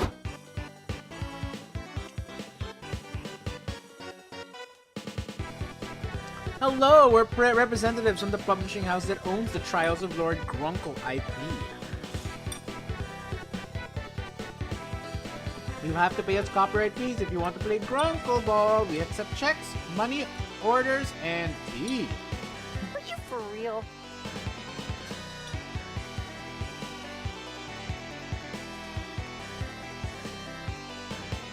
One second, chat.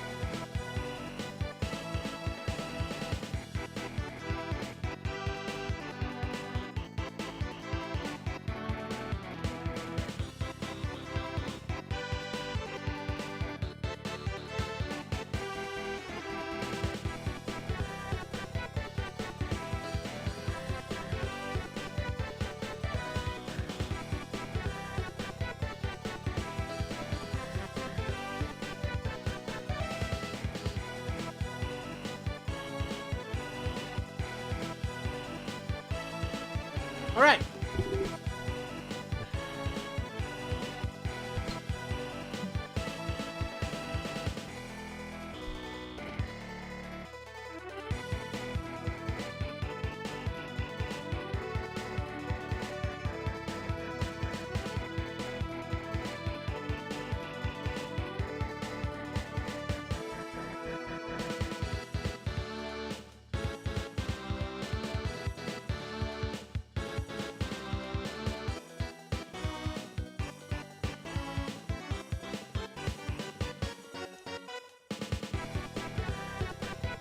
What's that? Did you say Trials of Lord Grunkle? We own that title, so you need to pay us $10 to say it. Also, I see that you're wearing pants. Lord Grunkle also wears pants. That'll be $10. This is a level of capitalism that you're not ready to deal with. You better outsmart these suits so everyone can play Grunkle Ball and wear pants for free.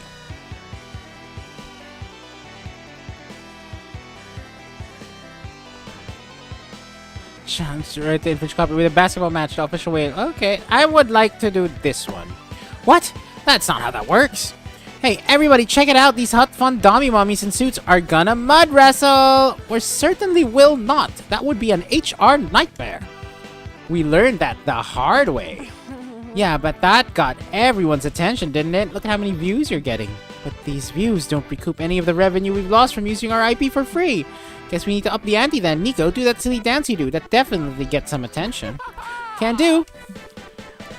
Nico does their trademark silly dance. If we could animate it for you, we'd surely be shitting your pants in awe. No amount of silly dancing will compensate for the money you owe us. Really? I bet if I asked around, we'd find out that you have interns working at your company for no pay. How is this any different? Well, we're a huge brand. The professional experience and exposure our interns get is likewise huge. Is it as huge as the exposure my silly dance is getting? No way, that's a lot of exposure. It's gotta be at least $200 worth of extra exposure. You can write us a check. No way. Enough. Yes way. Write us a $200 check for our friend Silly Dance now. Liam uses his magic vampire eyes to hypnotize the corpse chills into writing the check. Why doesn't he do this more often? Hint, it's inconsistency. It's the inconsistency of this universe's canon. You all order pizza to celebrate your victory over capitalism. You spend the full $200 due to the pizza inflation. You also get +2 charm and lose -2 fun. Are you sure it's my turn? To the main stage. You go to the main stage to watch a panel on how to make a successful comic. Step 1, good artist copy, great artist steal. Seems easy enough. There are lots of great comics out there to steal from, like Spider-Man! Step 2, write what you know. You know plenty about Spider-Man. The future of your comic looks so bright. Step 3, add a shark. Sharks are cool. Well, shit. You don't know all that much about sharks. More research will be needed.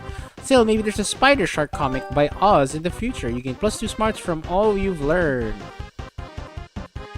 Afterwards, you meet up with Zoe and Nico since you plan to watch some exclusive anime premieres together. Oz, we need your help. Yeah, we underestimated the amount of premieres we'd have to choose from. They're showing 10 new isekais alone, and by the time I finish reading all their long-ass titles to you, we'll have missed the opening credits. I'm sure it's not that bad. You think? Here, Nico, read the title of this one out loud. I got banished from the kingdom that I once saved after my reputation was put into doubt by the priestess of the Holy Church. Well, it might not roll off the tongue, but it's not that long. Wait, it continues on the other side of the brochure. Here, Nico, you can continue. But then I was picked up by the princess of the neighboring country, and now I'm living my best life. Could it be the priestess had ulterior motives? Will I now forget the justice for? Will I now fight for justice or for revenge? The only sure thing is I will have tons of fun. Okay. Well, now that we have about 5 minutes left till the first premiere starts, should I read the next one? I feel like I'm good at this. No. Here's an idea. I can use my Eldritch powers to make clones of us to go to every premiere, then I'll merge all of our clones' memories with ours. There's only like 35% chance it'll damage your minds irreparably. I like those odds. I don't. Ugh, can't a girl have fun these days? Okay, since you don't like my genius solution, you could at least solve this for us. Can't waste more time reading, so you decide you must choose between these two enemies with the titles below the 15-word count. Chess 2, Chess Forever, the anime about long-awaited sequel to Chess. New Chess just dropped, and it finally isn't a snooze anymore. I love you, government-chan. You suspect it's a thinly veiled propaganda from a country under a dictatorship, but who can say no to those anime eyes? Chess 2, Chess Forever! Sounds neat, and I don't know how to play chess, so it'll be educational too. You all take your seats to watch Chess Forever, pilot. The protagonist is Rookie, a simple fellow with big dreams. They grew up learning chess from their grandpa in the countryside, and now they're set to become the next chess grandmaster. Little do they know, in the big city, chess isn't what it used to be, as they only play Chess 2 now. I've got you now. In 2 moves, it'll be checkmate for you. Heh. Silly Rookie, that'd be case if this was stupid old Chess 1, but this is Chess 2. Nani? Chess what? I move my knight in e4 to c3. No way, you can't do that. Your other knight is there. Precisely. By doing this, I combine my 2 knights and turn them into the mighty Moon Knight. No freaking way. Whoa, I never knew you could do that in chess. I think no one really knows how chess works exactly. That's what makes it such a good theme for an anime like this. Now, any title my mighty Moon Knight touches gains the touched by the moon condition. What does that even do? I guess you'll have to move a piece there to know. No, Rookie-kun! That laugh makes me think it'll be a bad thing. Don't do it! But if they don't, we may never know what those tiles do. Well, what are you gonna do? Just so you know, surrendering is still an option in chess too. Ugh, things look dire for Rookie. If only there was some twist that played in their favor. I would consider surrender if I wasn't going to play my Secret Heaven card. Cards and chess? What a twist! The episode cuts into a flashback where Rookie's grandpa gives them the Secret Heaven card, along with some wise words. Rookie-kun, I have this card my grandpa gave me when I was a kid. Cards have no place in chess as we know it, but it might be useful to you one day. Rookie plays a Secret Heaven card which does something you don't fully understand even with the exposition dumped by the side characters. Whoops! But they surely win the match. No! Gotta say, Oz, I never imagined a chess anime would be this exciting. Excellent choice! Yeah, let's go play some matches. I think I saw a chess tournament in the community zone. You suspect your friends are set for some slight disappointment, but hey, you all had a great time watching this pilot. You had +2 fun for watching a game-based anime. But -2 charm. I'll take it. Fresh air time! It'll be nice to get a break. Sit with Nico!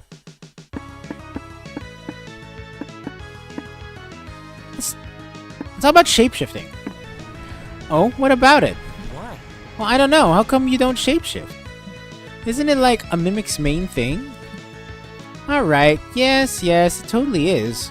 Then is it that you can't? It's okay if you'd rather not talk about this.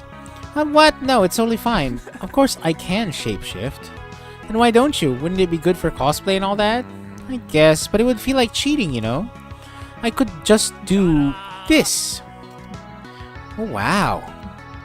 But that's no fun. I'd much prefer to transform with acting and convincing cosplay. Sure.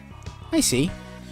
When I'm not cosplaying, I do shapeshift sometimes. I'm Nico. But like, who I am out of cosplay, I mean, feels like something that's in constant flux. There's no one thing that feels like it's 100% me 24/7. Yeah, I think I get it. Would you say shape and identity are fluid things to you? Exactly. I don't shapeshift that often because I just like the shape better than any others, at least for now. I like it. I like this shape too. It's a good one, isn't it? Who would have thought there was this much to Nico's elusive shapeshifting? They talk about the topic a bit more. It's great to learn about the side of them.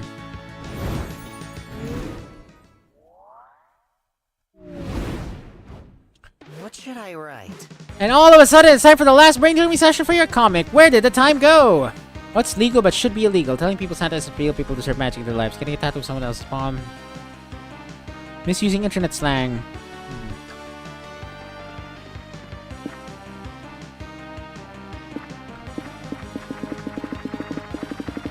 This one. Smarts. Underrated activities for a third date. Punching cherry trees until they blossom just for you and your date. Practice for the tests you gotta pass to get your hissing license. It's a thing. Studying contraception. You'll look responsible while also hinting that you wanna fuck. Read chapter 50 from Don Quixote's second volume. A truly thrilling page-turner. Sure.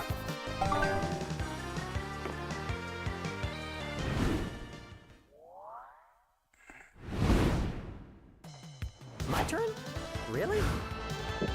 Hotel and outdoors again! You get an ice cream cone at the food stand and damn you ate it too fast. Brain freeze. You feel like you can't move. You stand still for what seems like ages. The entire con passes in front of you. You imagine everything you'll miss out on now that you're forever frozen. Suddenly, the brain freeze passes. After such a traumatic experience, your neural pathways have been changed forever, effectively giving you +2 creativity. Later, you're sharing a meal with Nico at a nearby restaurant. What could be more romantic than a candlelit meal for two? This mana-filled margarita titillates my magical palate. My spell slots are fully replenished. Well, maybe it'd be more romantic if they weren't cosplaying right now, but hey, Nico wouldn't be Nico if they weren't wearing cosplay. Fuck, sorry, I got distracted by the thought of Nico not wearing cosplay or anything else. So, Oz, where shall our adventure take us next? Perhaps to the tailor? I'm overdue for a new robe. Maybe, but I was wondering if we can do something more intimate. Oh, I see what you mean. You want to swap backstories? Mine is long, since wizardry is older than time itself, but I'll start at the beginning when my mother and father felt their first lusty urge toward... No, I don't want to hear about your parents' lusty urges. Alright, I'm so sorry. How about we do something totally unsexy to get it off your mind? I know, let's take the wizard's vow of celibacy to strengthen our magical bonds. Alakazam, celibacy rocks. Abraca, don't look at my cock. No, you Abraca do want to see Nico's cock, or pussy, or third tongue, whatever they've got going on down there. Getting them to break character is out of the question. But surely wizards do sexy things too. How can you bring this encounter to the next level?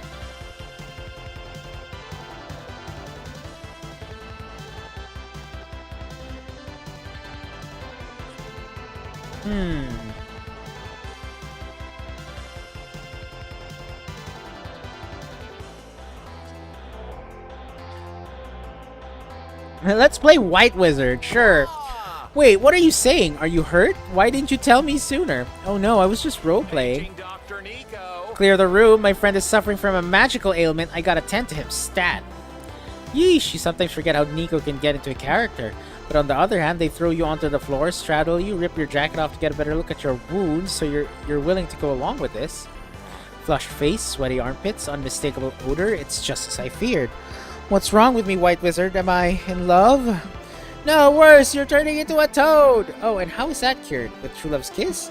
Ha! No, more like True Love's fireball. The flames of our passion will purify you or kill you, but either way, you won't be a frog. Nico wads up a napkin and lights it on fire with a candle in the middle of the table. Hey, wait! Fire in the hole! Sigh, if Nico had just remembered the principles of yes and, you might not have gotten kicked out of that restaurant. Sorry about the whole vandalism misdemeanor, Oz. At least you're not a toad. I'm pretty happy about that, personally. I don't think I could date a toad. I really like grilled frog legs. It would be awkward. Are you saying you want to date me? I admit I've been thinking about it, but let's see if we keep making magic together before I promise anything, eh? That promise is worth 1,000 birth foreheads. You get +2 fun and -2 smarts from playing White Wizards. I'm scared of big crowds.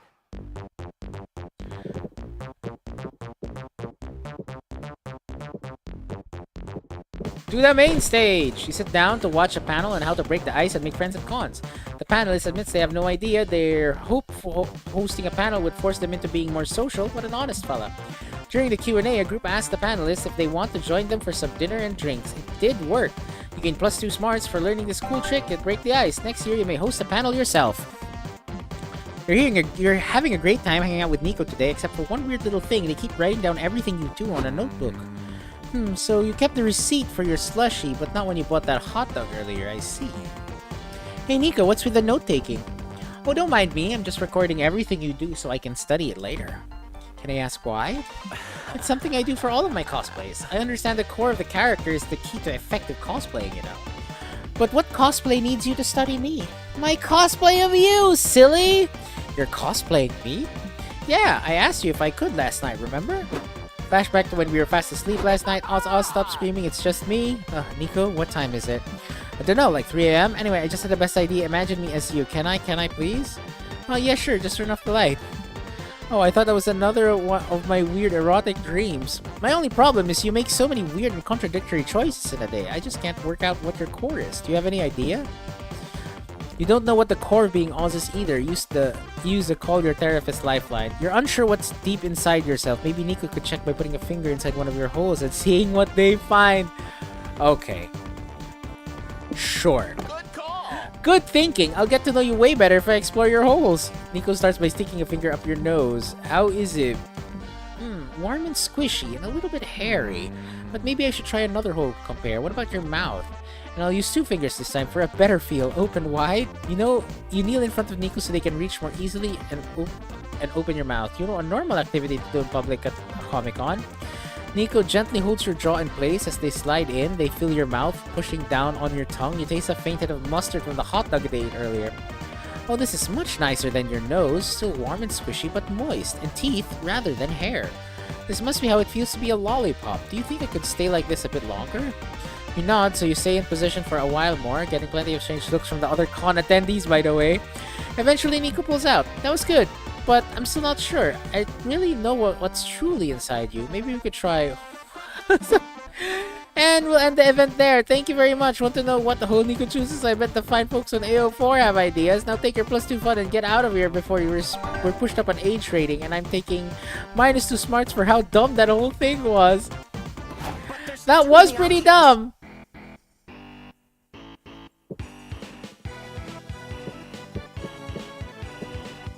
Let's do Community Zone. You have some time to spare, so you decide to enter a Splash Kaboom speedrun contest. As you sit down, get ready to crush your rivals, you hear an announcement the competition is over. You shouldn't have wasted all that time sitting down. Sign up for a slow run competition next time. Oh well, at least you had +2 fun sitting. Now it's time to enter the world of heroines with miniskirts and transformation sequences. You're attending a discussion on Magical Girl anime. Wow, the Magical Girl Roundtable has begun. All of us love magical girls, right? Of course, it's a genre that both empowers women and gives us upskirt shots. It makes my sense of feminism take a screenshot.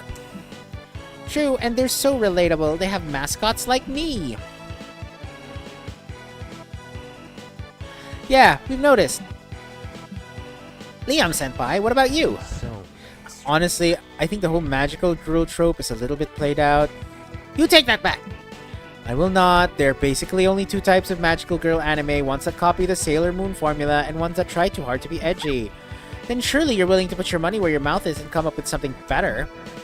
Of course, they should make a magical girl anime where, Oz, you and I were just talking about this the other day. Tell everyone about my amazing subversion of magical girl tropes. Please?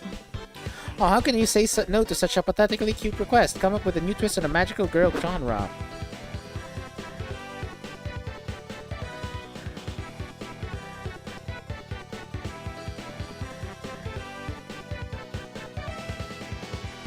The next step for magical girl is the logical one. The magical middle-aged woman with new unique tropes like magical soccer mom and magical MILF. I like the second option.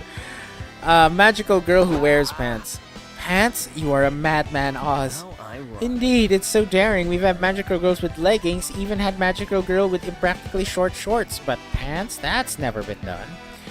I don't know, is it really that groundbreaking to just change a costume? Zoe grabs April's face and leans in nose to nose. April, my sweet, naive child. Magical girls have been denied pants for one reason and one reason only. Because skirts are cute? Okay, two reasons. But the main reason was to stop magical girls from accessing the raw power of... pockets? Yes. Yes! Imagine all the things magical girls could carry if they had pockets. A power drill, a gun, a wallet. It is kinda annoying that whenever I wear this cosplay, I have to carry my wallet clenched between my butt cheeks. Don't you have a literal chest hanging off your hip that you could keep your wallet in? No. You don't want to know what's inside my chest. Besides, it'd be out of character to keep my wallet anywhere but my butt. April, back me up here. No. What? No, I don't carry my wallet clenched between my butt cheeks. And neither will the other magical girls once we show them the wonder of pants. You'll spend the rest of the day discussing your idea. Also, April decides to prove that her wallet is not stored between her butt cheeks. Mind blown. You gain +2 creativity for adding his huge twist to the magical girl genre, but lose -2 smarts. My turn? Really?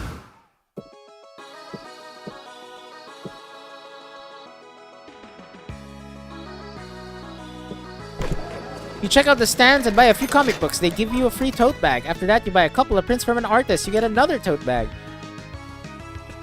Then you buy a cool tote bag, and then they give it to you inside a free tote bag. You gain +2 charm from all these fashionable and free tote bags you have now. If only you had something to carry them all. You, Doug, and Nico decide to visit Liam's Yaoi stand. You arrive to find him looking troubled. What's wrong, Liam Senpai? You're usually being surrounded by all these bishonens. Put you in a good mood. Yes, drawing pretty boys in the throes of passion usually fulfills me, but I worry I've been doing it for too long now. I'm a man of many hobbies, and I don't like to get stuck in one for too long. Perhaps this yaoi thing has run its course. Aw, don't quit now. You'd miss yaoi, and yaoi would miss you. Doug picks up an explicit drawing and holds it in front of his face, talking in a silly voice.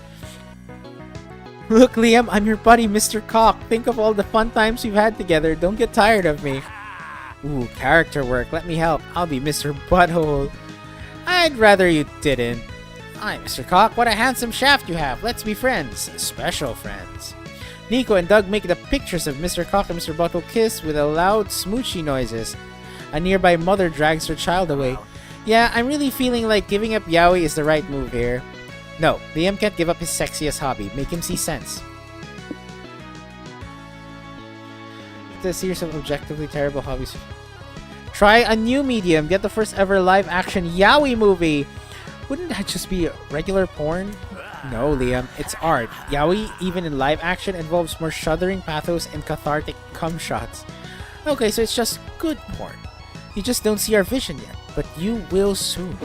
You, Doug, Nico, and Liam get to work creating yaoi history. Liam directs the movie. Of course, Nico and Doug handle the costumes, which are just nudity, so their job's pretty easy.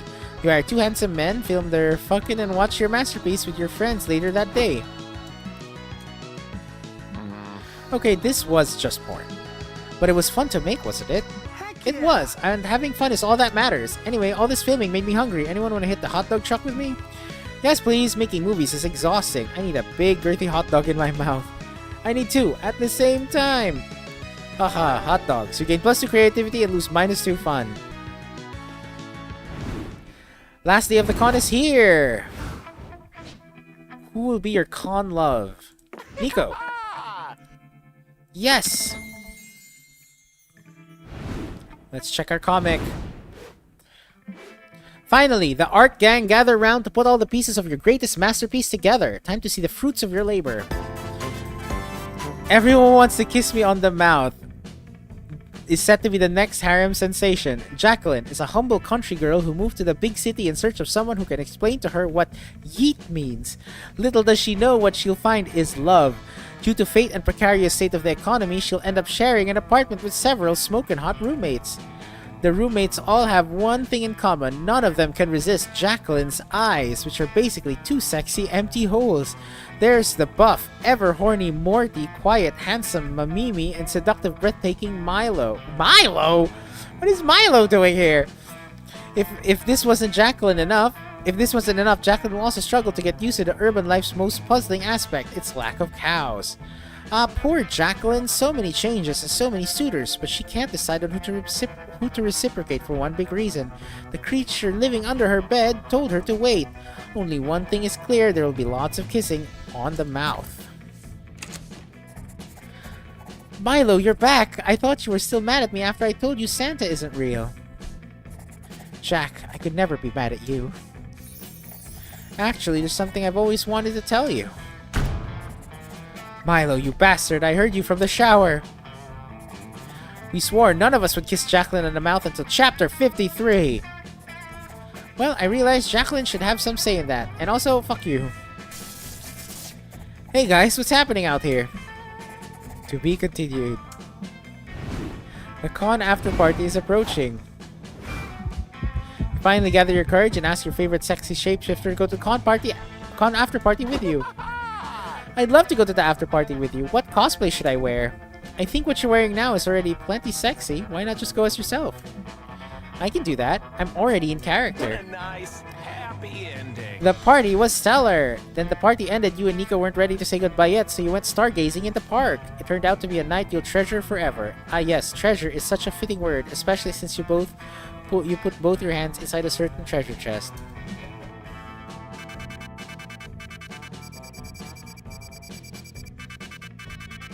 Let's go! Before we knew it, the con had ended. It was just 4 days, but we could swear it felt like an entire lifetime. All sorts of misadventures took place, entire friendships blossomed, and we ourselves changed as people. The idea of going back to our day-to-day lives made us feel a bit disoriented. Promises were made of not growing apart, of meeting again soon. Still, we would lie if we said it didn't feel a bit sad to leave all that behind, but as each of us went our own way, we realized that wherever we went, these people would be there with us. With that came a truth that to this day we hold close to our hearts. That no matter where we are, we belong. It's a thought that still gives us warmth, that makes us feel once again young and unafraid. And it reminds us, even as the years go by, we will always be ready to start. We will be forever like this, always feeling free. You better believe that you can always count on me. Come and you will see we're everything we need. We were meant to find each other.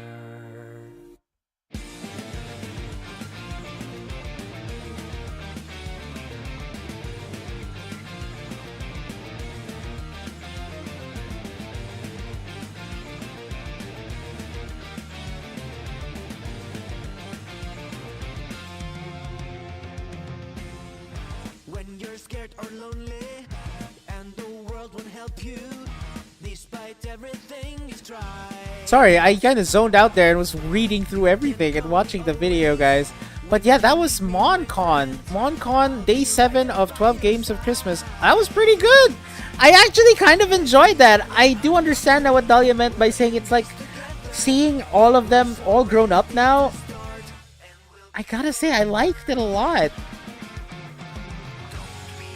Anyway, on tomorrow's stream, just want to give small announcements while this is happening. Tomorrow we are doing Shady Parts of You. Or Shady Part of Me, rather.